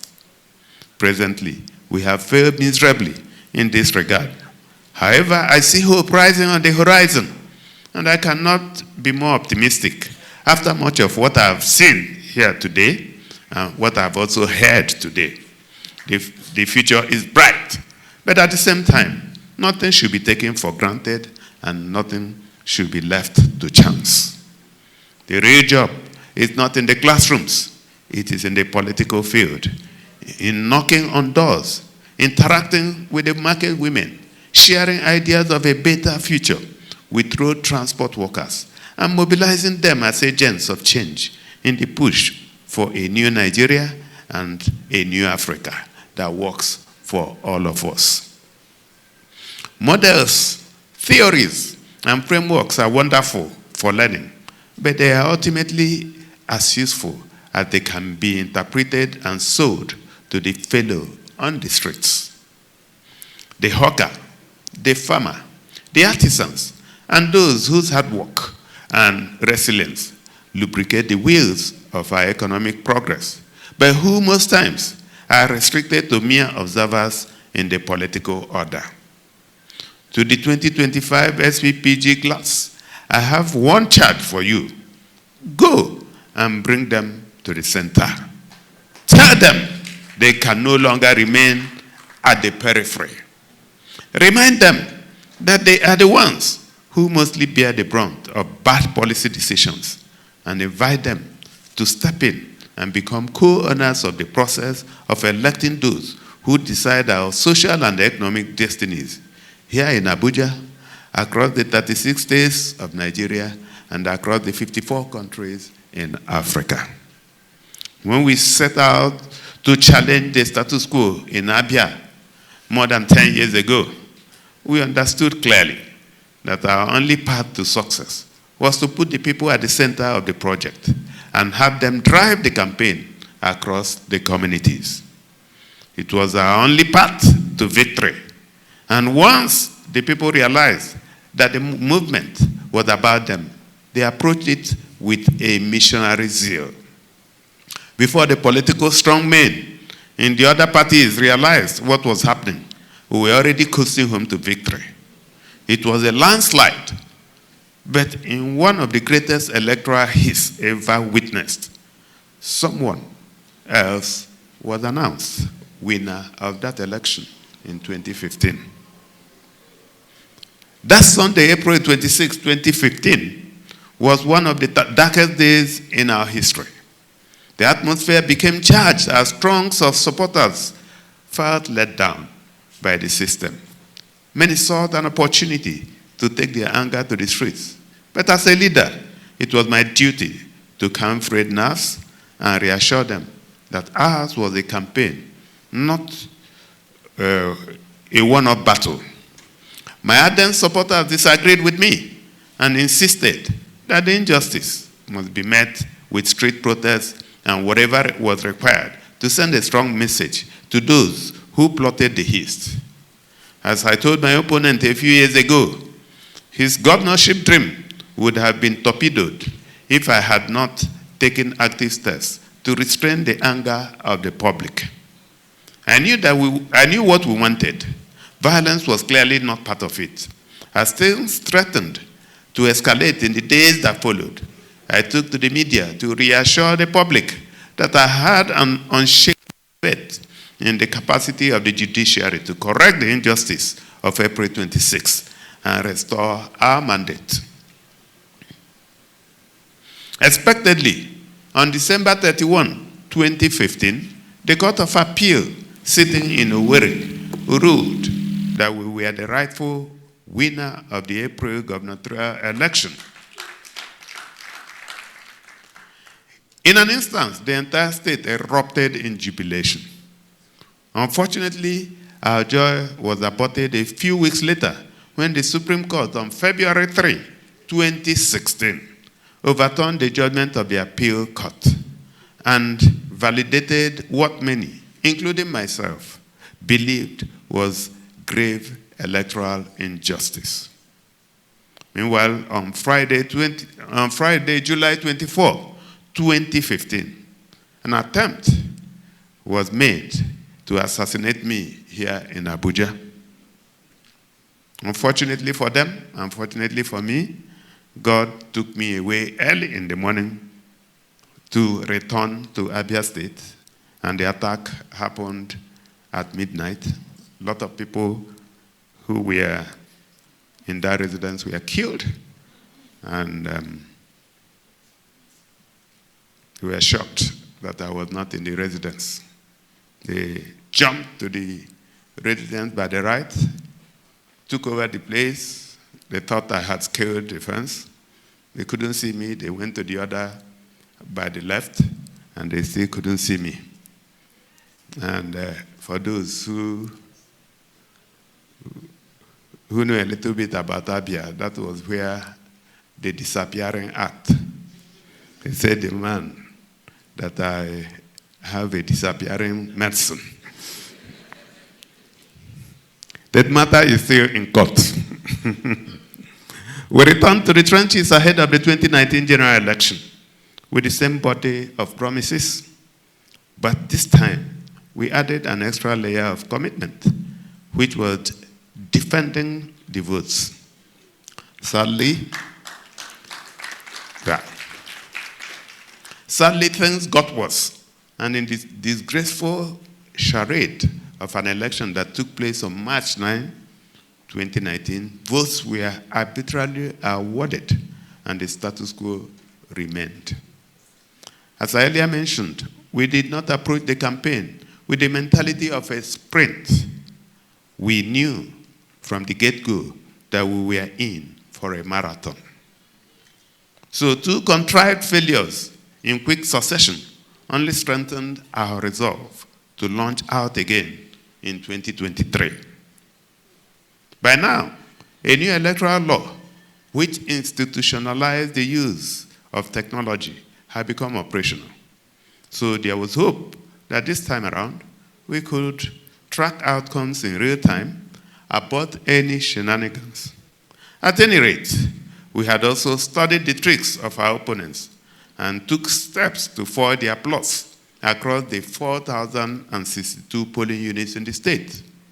The implication was that even in our opponent's strongholds, we had our people staying vigilant, ensuring that not one extra vote was falsely added to any party. When they attempted,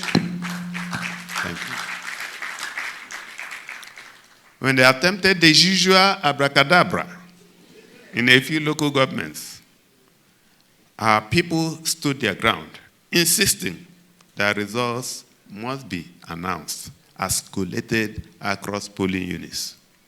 Thankfully, the returning officer, Professor Nena Oti,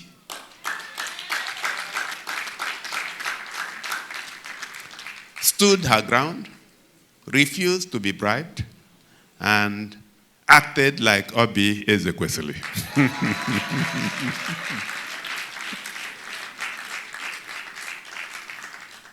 Eventually, our faith in people and confidence in the system paid off as we were announced winners after 10 years of dogged struggle.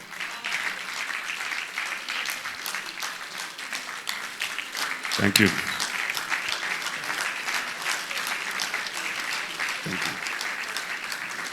Thank you.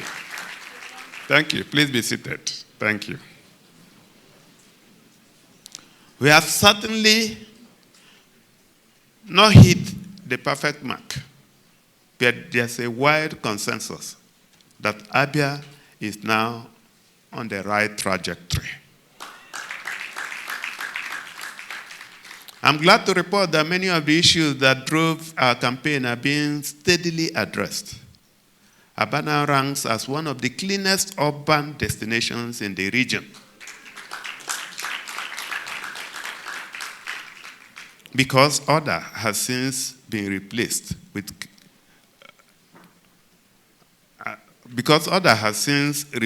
chaos on the streets. The road network is rated one of the best in the country.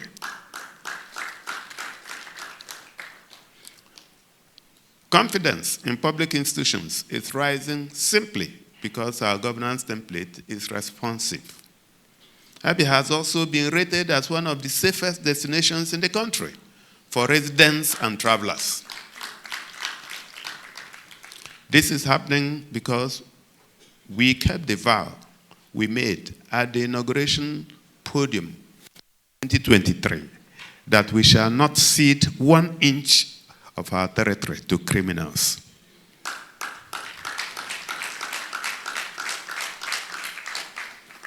The people who made the campaign, their project, are still at the center of everything we do. We are regularly talking to them to share our programs, templates, and get feedback. Every month, a no-holds-barred media session is organized with scores of journalists from traditional and new media platforms in attendance. The program is streamed live on more than 40 conventional and social media platforms to enable participation from everywhere. We have also faced the areas we declared emergency on: education and health. We changed the governance template. For you to be recruited to work for Abia State government, it must be meritorious.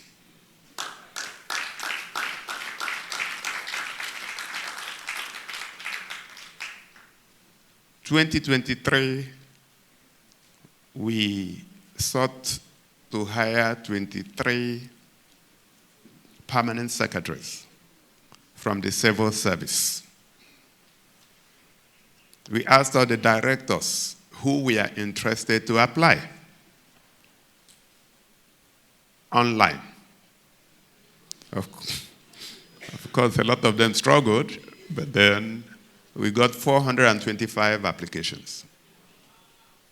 And then we had to do a test, a computer-based test in CBT. And after that, about 61 were successful. And I sat down and interviewed the 61 of them.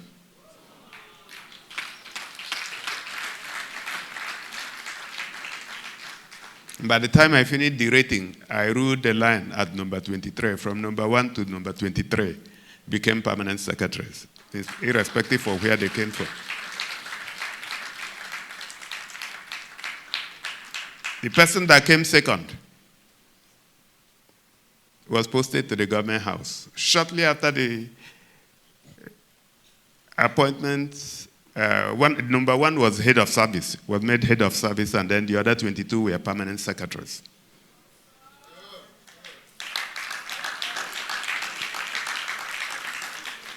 Six months later, the head of service was going to retire.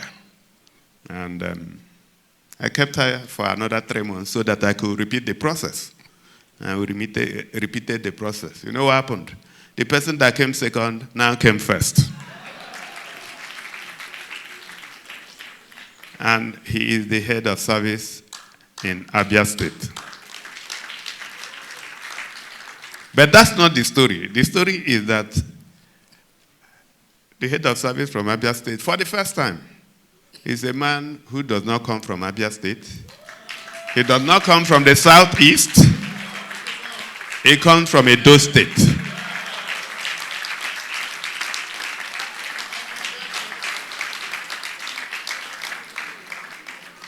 So what we have introduced in Abia is that we are blind to ethnicity, religion, state.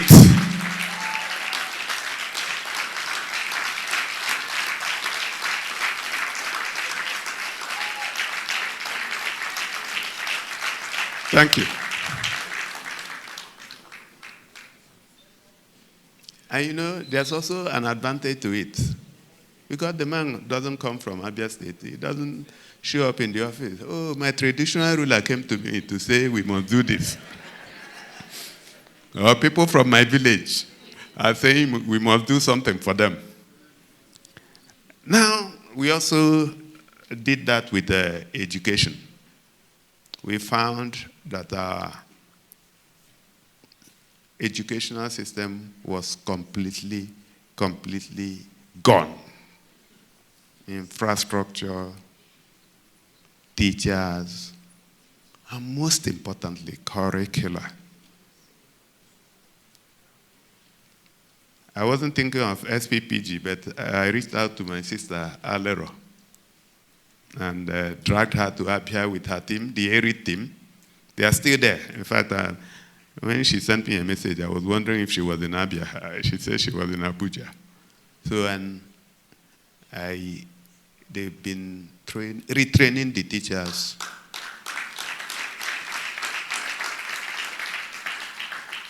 We are rehabilitating virtually every school. We are introducing 20 smart schools.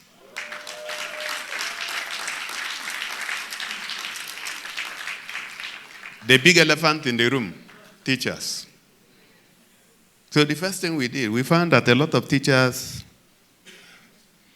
had jumped ship, gone to other areas of the civil service because teachers were being owed salaries. By the way, we had all the areas we inherited, we paid them off in the first 6 months.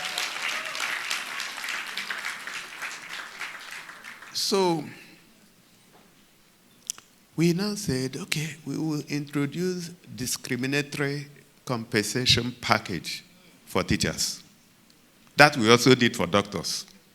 In fact, we pay doctors more than the federal government pays. So what now happened was that all those former teachers who were hiding in different areas of the civil service jumped out because they were now getting more pay. So, but that was not enough. So we also opened a portal and we said, those who want to teach, it doesn't matter where you come from, please apply. First week, I got 16,000 applications. Second week, it got to about 35,000, so I shut the portal. And we started the CBT. After the CBT, I think 12,000 passed. So Alero and her team started the oral interviews. By the time we finished, as at Monday last week, 22nd of September, when schools resumed, 5,394 teachers have joined us.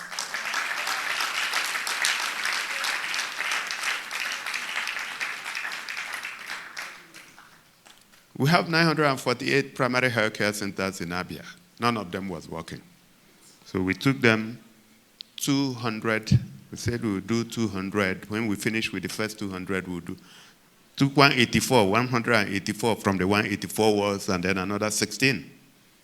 And we are rehabilitating them, fitting them out, posting healthcare professionals. We also saw that we didn't have healthcare professionals, so we had to open a portal again.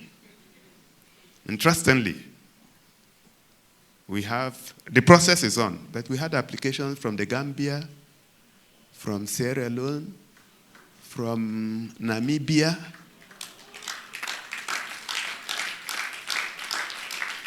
so that is another way of japa from there, right? So, and I've asked our people to ensure that we hire them. That is being handled by Pastor Jerry's wife. So you can be sure nothing can go wrong. Why I've taken time to explain all this to you is simple. To prepare your mind for what you are going to face in the world of real politicking. It is not going to be easy, as you shall find yourselves in the midst of wolves and scorpions. And I use the words measurably. You will be betrayed, even by persons in your inner cycle. And at several times, you will find yourself wondering if you are not just wasting your time. People will tell you things they don't mean. And you may be compelled to frequently pinch yourself to wonder if you are dealing with human beings or a different order of creation. Politics, I can tell you, is never for the faint-hearted. But again, the weak never really get onto this path. So having come this far, I know for sure that you have made up your mind to lead a philosophical revolution in our political thinking and practice. May I plead with you that however tough it gets, do not give up. Never abandon the struggle. When thou set in, as they inevitably would, remember the story I just narrated about the ordeal we faced in Abia, the efforts and the setbacks, and then the eventual victory.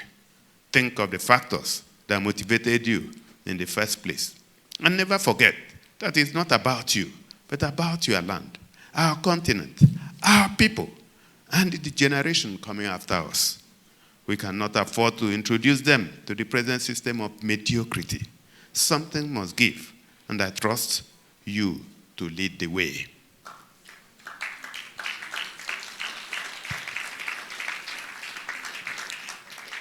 I also encourage you to stay close to each other, support one another, build an extensive network of like minds, and convince the ordinary man you meet on your way to work every day that it is their struggle and not your struggle. As I told the September class, we introduced the Leadership Academy in Abia. This race is not for a select few. It is for all of us. And we must run it with our might, our hearts, and everything in us. Victory may delay, but if there is anything to learn from our story, it is the fact that every resistance melts at the altar of persistence. Distinguished graduates, distinguished ladies and gentlemen, let me thank you for the opportunity to speak to you this afternoon, and I wish you well as you leave this place. God bless you.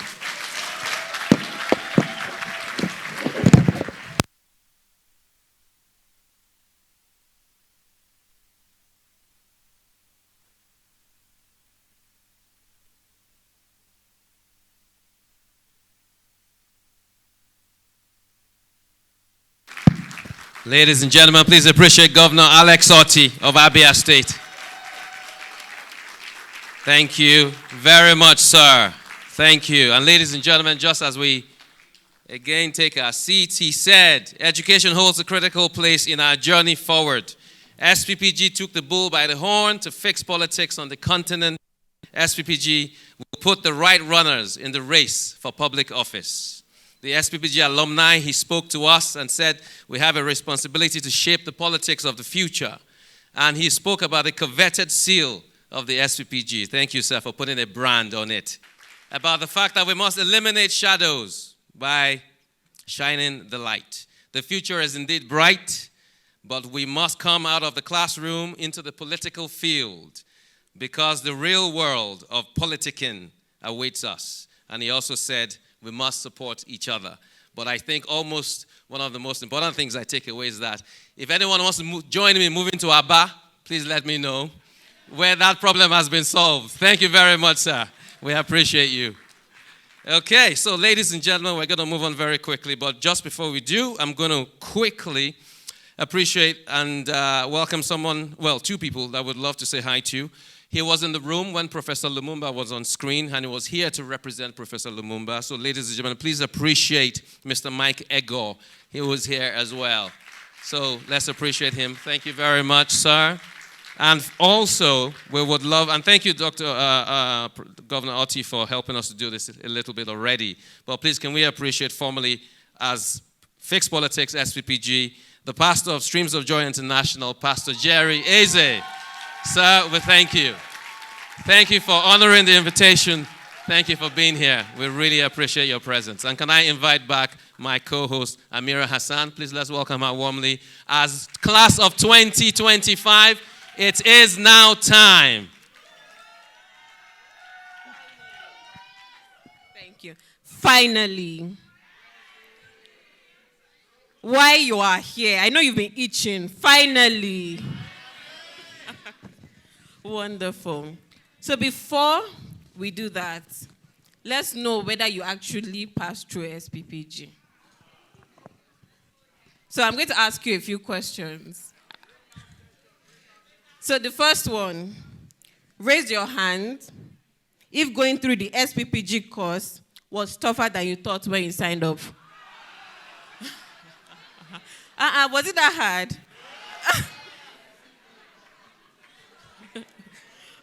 Okay.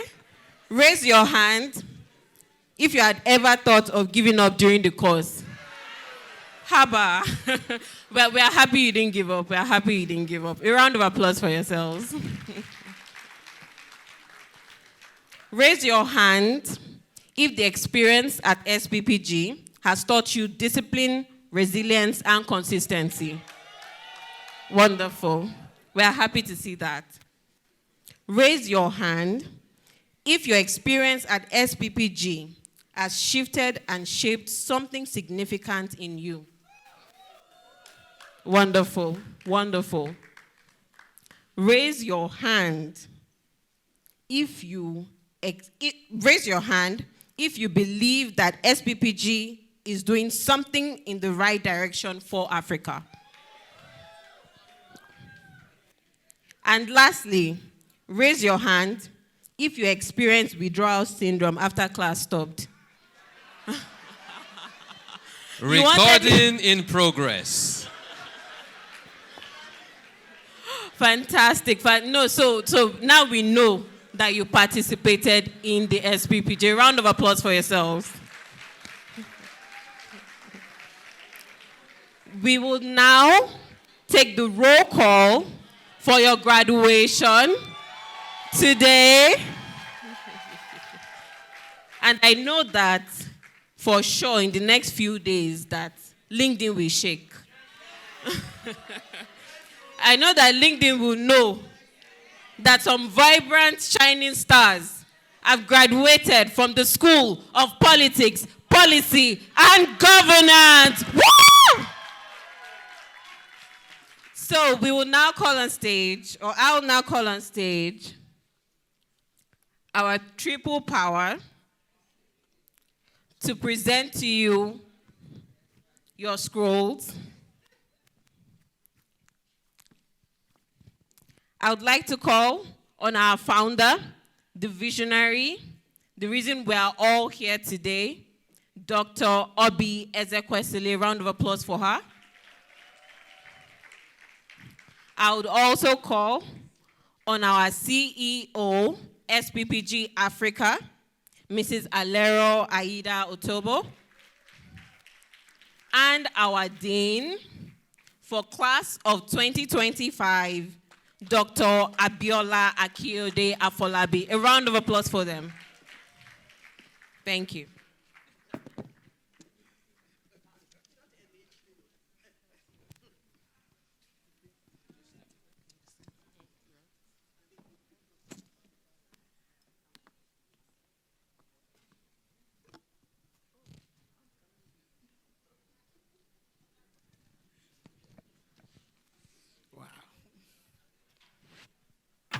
Class of 2025, are you ready?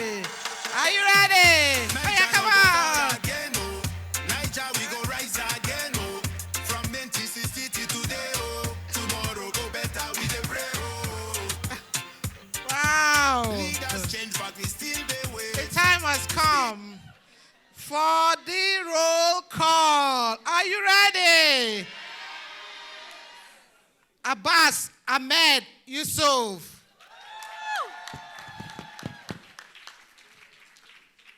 All right. Future bright, we go shine together.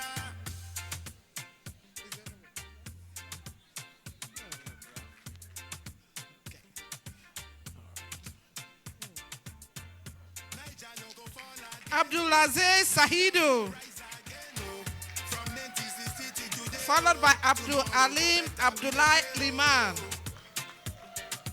Abdullahi Bala Atairu, Abu Majid Adamu, Abel Gankondawa. Please give him a round of applause. Abiodun Kaide Fawumi, Adebayo Olariwaju Dainwa, Adeto Adelaye Dare, Adegbite Jonathan Aderende. A round of applause, please. Let's keep it going. Adeyemi Davis Ademuyiwa, Ahmed Abudulai, Aisha Osman Abdulkarim, Aisha Yesufu, Ajara Mari Boma, Aliyu Adamu, Amara Chidima Ezendino, Ambrose Chidozie Okeke, PhD, Anibia Johnson Asukwo, Anthony Olumese Eremosele,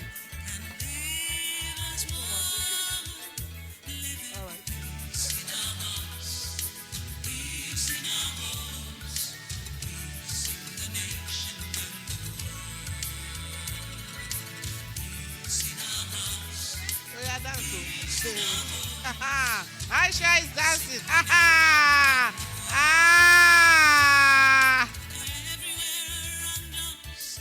Apologies. Can we take the music down? Thank you. I planned today to tell you an aspect of my journey to the research that some of you have not known, but some also know.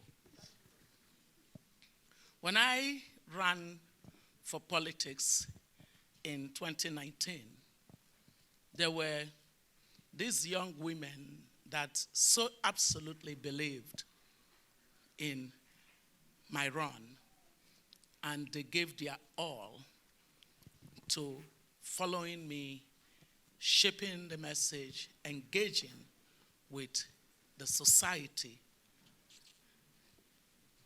Aisha, Yusufu, Florence Ozo, Maureen Kabrik, Dudu, what? Veronica, well, I call her Dudu, Beckham. They gave everything. They cried when I cried. They laughed when I laughed. The day I withdrew on the basis of values divergence and decided that I would not dishonor my father, who had said that nothing is worth negotiating your values for. That day that I withdrew from run, I was already a candidate, as most of you know. I withdrew.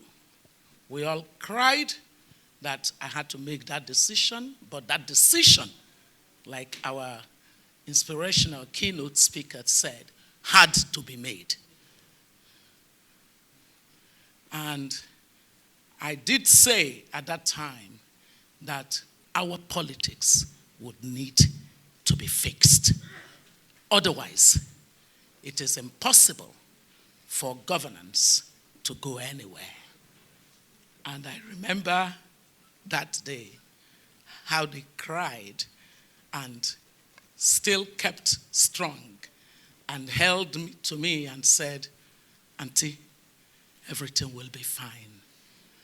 And when I then had to go to reflect on the journey, because the journey didn't start with me suddenly wanting to run for office. Anybody who had known me in government knew I had no stomach for politics. The journey I would say, started with seeing children of the poor who went to school and were abducted. Whether they were abducted by enemies or abducted by friends or abducted by their families, it didn't matter to me. All that mattered to me is that no child should go to school. No child should be anywhere in our territory and disappear. And all of us would be okay. I didn't care about the politics of where they were from. No, didn't matter. I didn't even ask what religion they practiced. I became a very strong voice for Chibok girls. And I watched Chibok girls and their parents treated with disdain in this country. Treated with disdain. Some people said, which parents, which children? They don't exist. But men, like a person and a half like my size would be crying on my shoulders. They would call me at odd hours saying, please, where are our children? They couldn't call anybody in government. They thought that they could call me. I saw it through. We were called names. I didn't understand it. All I knew was that as a former minister of education, it was wrong for our society to give up on the children of the poor. I was on the streets. Do you think I would have been on the streets if the children of the people in the National Assembly were abducted? No, they would have taken care of the matter. But they decided that these were children without voice, with no political capital to them.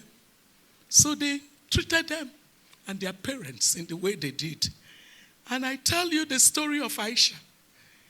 Aisha forgot everything about her daughter who was going through that stage in life and school.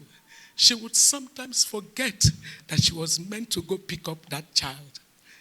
Aisha succeeded me as the strategic leader of the campaign. Aisha was the epitome of character. She gave everything.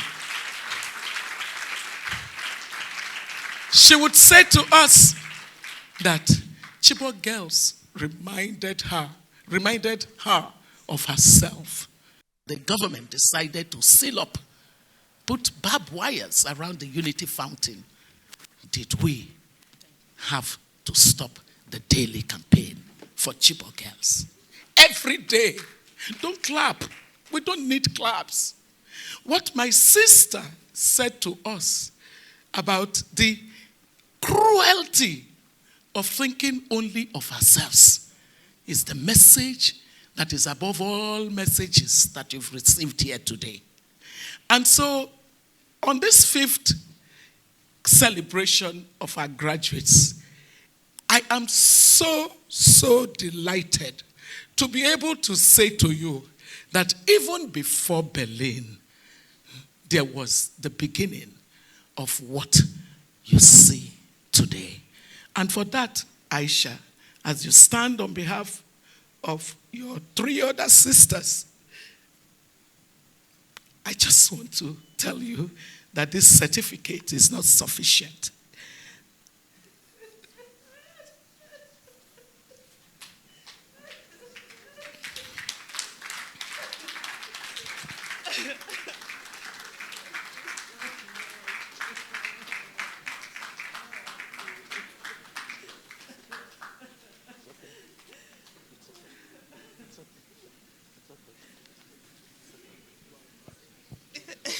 Now, I will try to manage to get her to smile and take her certificate. You can do it. Okay, let's start again.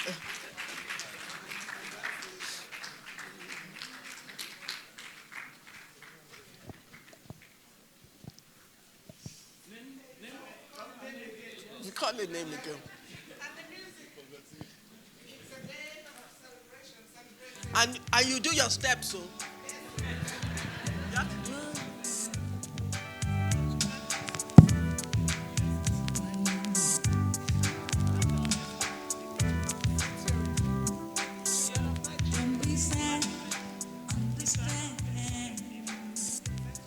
The song.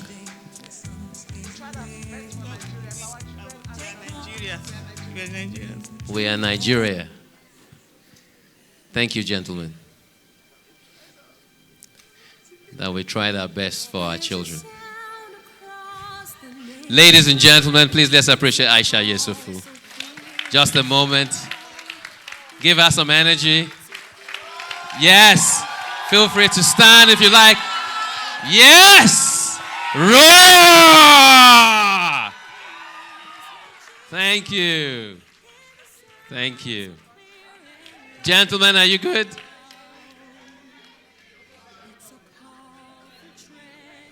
Okay, so we're going to rewind the tape as we come backwards. You ready? You ready? You ready? You ready? Yeah! Okay, ladies and gentlemen, Dean. Aisha Yesufu.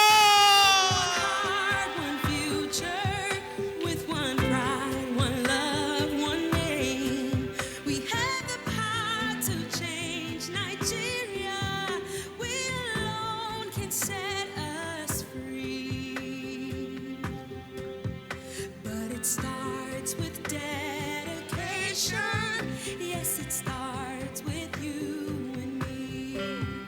Nigeria, our fatherland. We can build this nation hand in hand. Let's revive, let's reform, let's rebuild. Thank you very much. A round of applause. A round of applause. And congratulations, Aisha Yesufu. Then I go to Ajara Mari Boma. A round of applause for Ajara. Aliyu Adamu. Amara Chidima Ezedino. Ambrose Chizoze Okeke, PhD.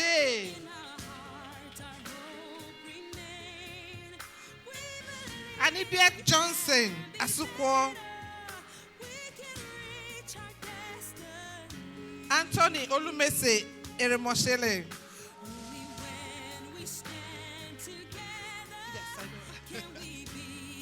Anuli Aniebo. A round of applause for Anuli. Andova Lawrence Utasha. Utsha. Atika Budla Idris. Please keep coming. Ayobami Joshua Ayoride.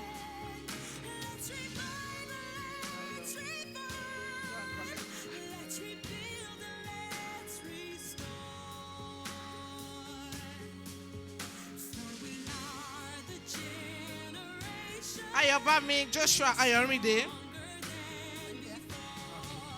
Ayomide Elizabeth Temidayo. Valkis Bolaji Amo. Bayode Thomas Oke.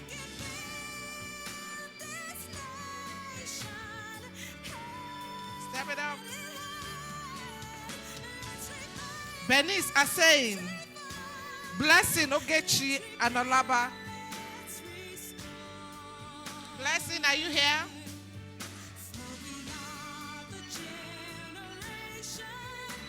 Bolaji Real One, Kuyebi.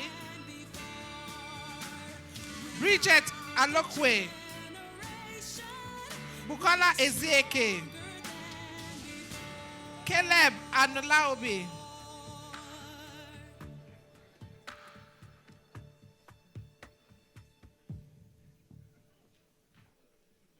Bridget, are you here? Bukola? All right. Caleb Anola Obi. I got that right. Caroline Omuboba Orogun. Caroline, are you here? Chibuzo Elizabeth Chijoke. Chimezie Chukunta, are you here? Chizom Love Wabugu. Christiana Boladle Omidiji.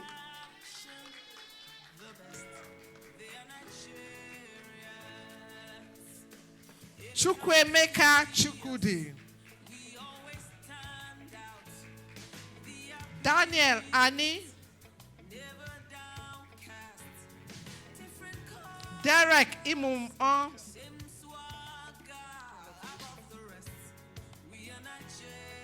Dolapo, I'm blessed. Obafumi.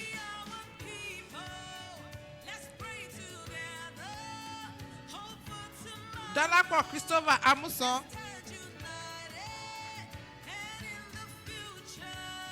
Doreen Emmanuel Audu. Ebelechukwu Chika Unwi Akpe. Ebelechukwu Caleb Odunze. Please come down. Emiko Odin Etuwewe. Emmanuel Ayomide Adediron. Emmanuel Johanna.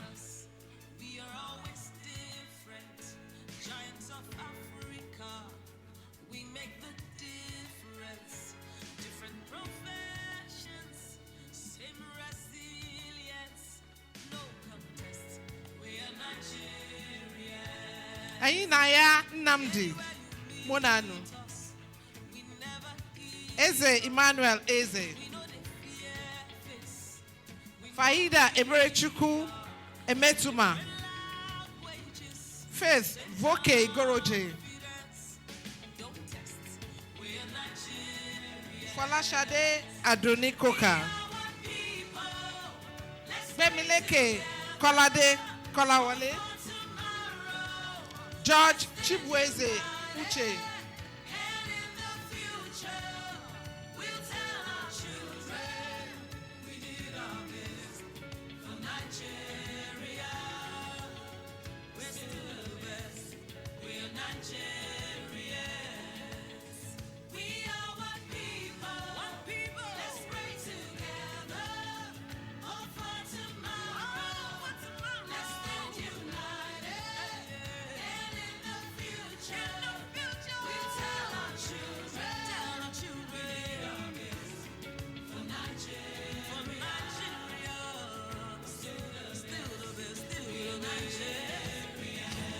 George Shidube Onuora.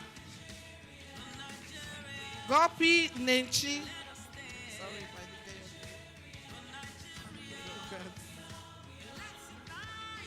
didn't get your Adiza Kezaya Maina.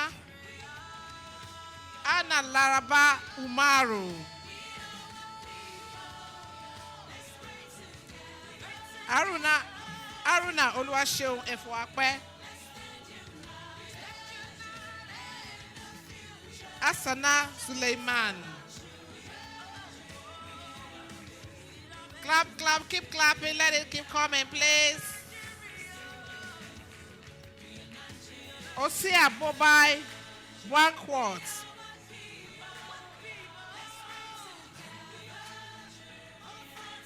Ibrahim Sado Isa. Ijoma Faith Eze.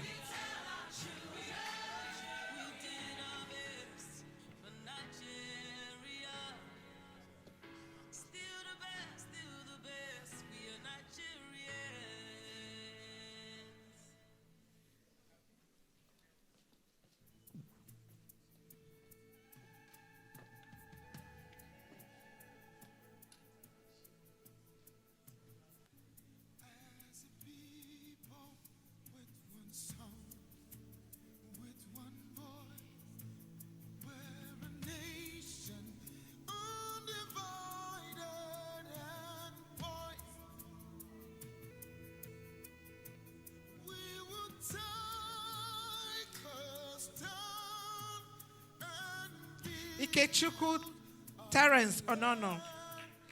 Innocent Jonah Kalu. Daniel Gochinyere Okpara. Jesse Nyuwa Leonard. John Oluwatobi Oga. Jonathan Jubil Maka. Joshua Owuzo Emaga. If they are not clapping for you, that means you are not active in your group. If you are active in your group, let the clap roll from your group, right? I will ask you which group do you belong to if they are not clapping for you. Aha, I can see that.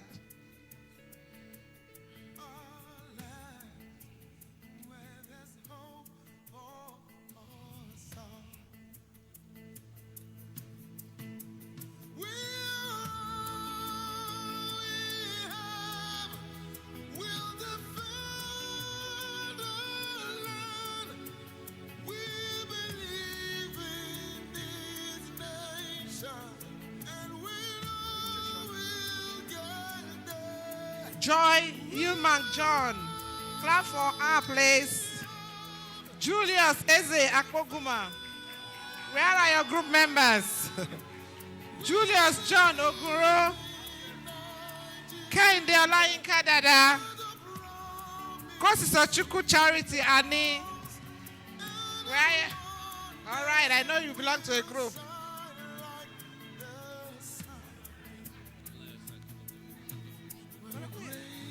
All right.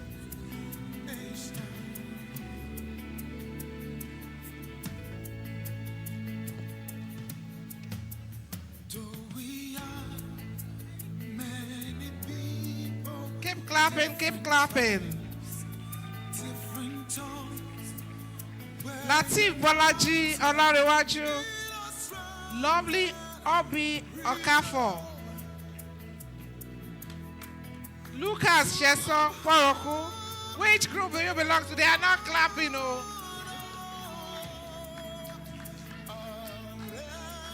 Oh, happy birthday. Lynn Ada Abang.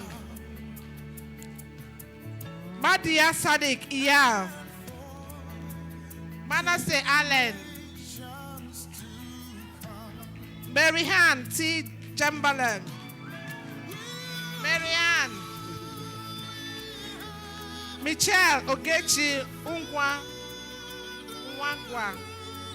Michelle, are you here? Do you belong to any group?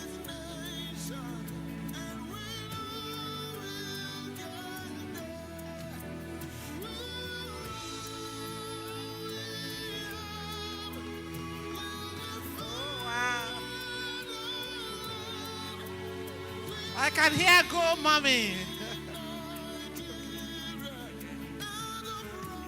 Excuse me. When the unusual happens, you have to acknowledge it. This is Alan Manessa. And Alan Manessa is from Chibok. He was the, was it National Secretary or something? I don't remember. Director of Media and Communication of the Chibok community. Of the Chibok community. The Chibok community in Abuja at that time was led by a man who was just a middle-level civil servant in the public service. Sambido Hosea Sambido. I saw that leadership has nothing to do with the top. I saw a community leader that I could have easily told to lead all of us. Because Sambido and Allen were so steadfast in seeking for justice for the children of their community. Sambido lost his life as a result of complications to do with the health condition that came upon him during the 6 years uninterrupted daily show up at the Unity Fountain. I'd like us to please acknowledge community leadership. Another thing that our speaker said to us, community leadership is everything. Once the communities were destroyed, they began to send all kinds of people to the higher levels. But if we have leaders of this kind, that compassion that the digital VC spoke about will not be missing. I want to honor you, and I want to honor the people alongside you who kept standing and continue to stand concerning the matter of your daughters. In his own case, how many of the girls are either your nieces or your first cousins' children? You know, you heard about, how many were there? 26. And then to be told that the children didn't exist. You know, we have to all repent of wickedness in Nigeria.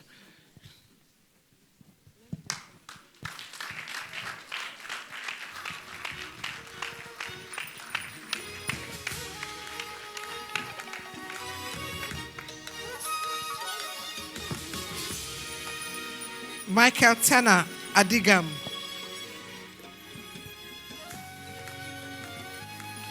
Mojisalam Munirat Yakub Afolayan.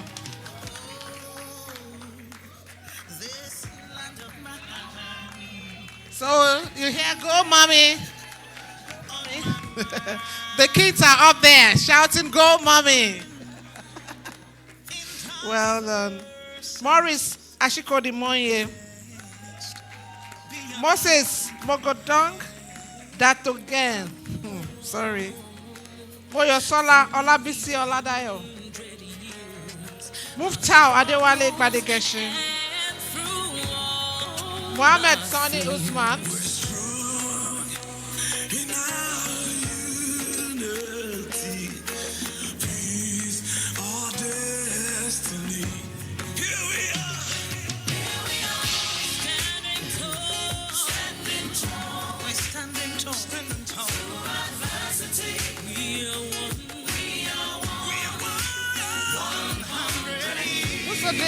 Adeni Abdul Ami, sorry.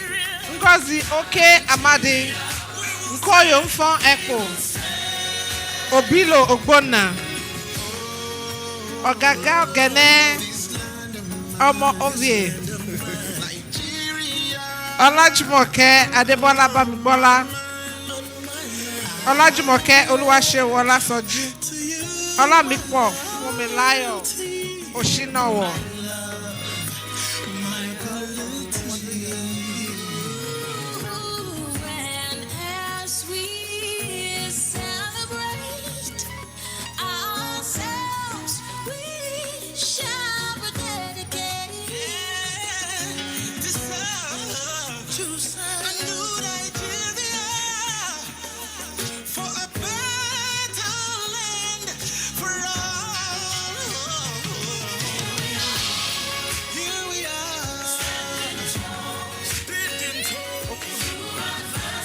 Ola Mikpo Fumilayo Oshinawo.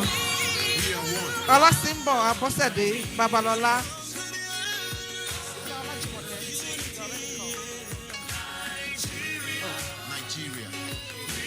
Olubi Bamidele Kolade. Olubukola Olajumoke Adewakun. Olufolake Mary Adegoke. Olumide Adewale Olugbenle. Olúrántí Táyọ̀ Olówó Òkèrè. Olúṣadé Ọlásìnbọ̀ Tọ́kànnádé. Olúwabùkọ́lá Àjìmúlà.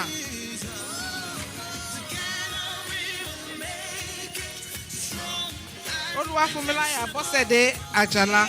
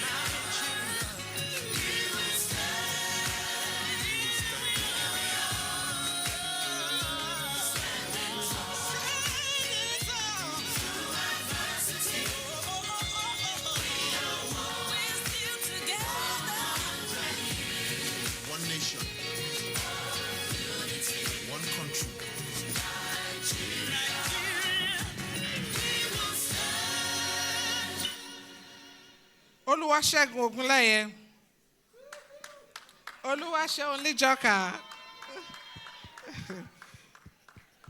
Omotala Oluwasegun Oluwadara. Oyiye Stephanie. Oyiye Stephanie Ogwego. Well done.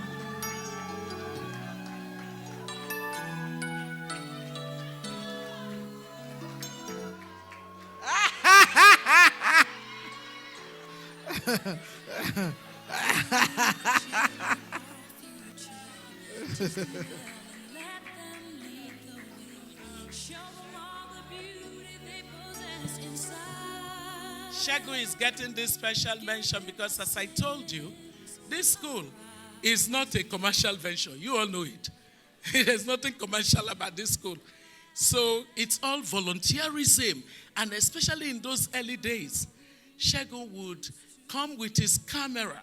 He would take pictures from money. I mean, unbelievable. This fellow just kept taking pictures.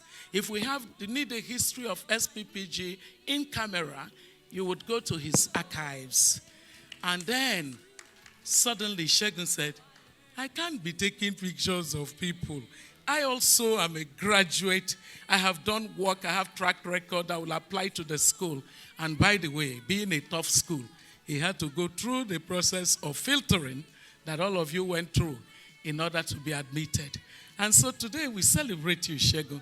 And I really meant it when I carried that camera to take your picture. Congratulations. Thank you. Oyiye Stephen Ogwego. Oyiyechi Ojiako. Is anybody here? Osaze Evans Amarodon. Oyindamola Grace Oshinobi. Panan Sylvester. Patience Ogechukwu Ochuba. Praise Isheoluwa Oluwa Renu. Precious Zaria Lasevo. Princess Amawumi Agubiade. Priscilla Wadiuso Ubonta.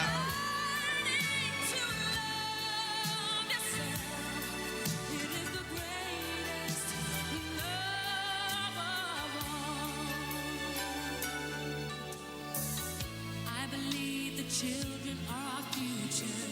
Teach them well and let them lead the way. Show them all the beauty they possess inside. Rabi Muritala Oladipupo. Clap if he belongs to a group.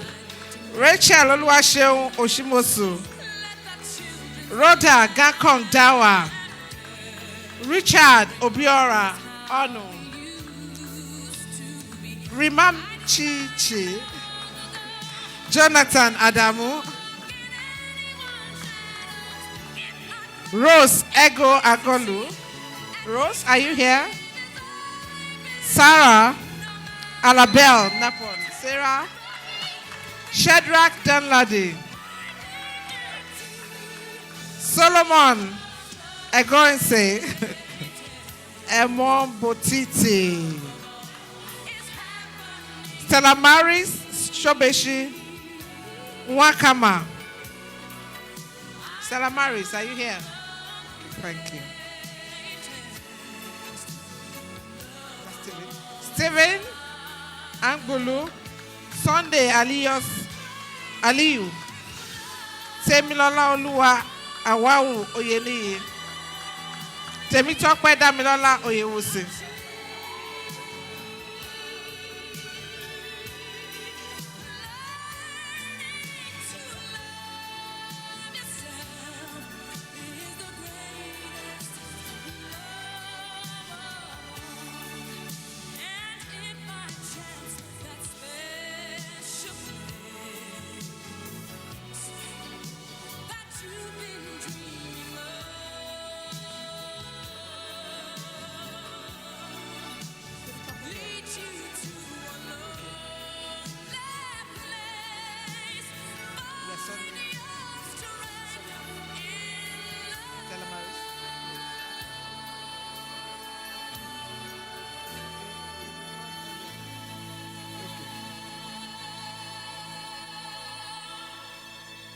Theodora Gozika Uchenna.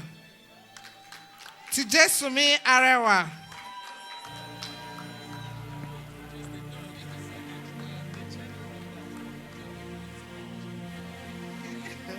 Well, we have here, hello. Yes, we have people of diverse background at the SPPG. And so we have people from military, from other places, but this is the general, retired general that are...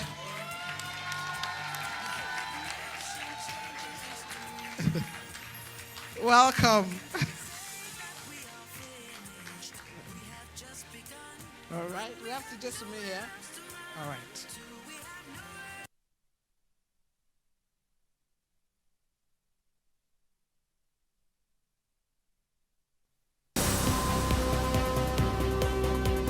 You're watching Arise, the world's standout news channel.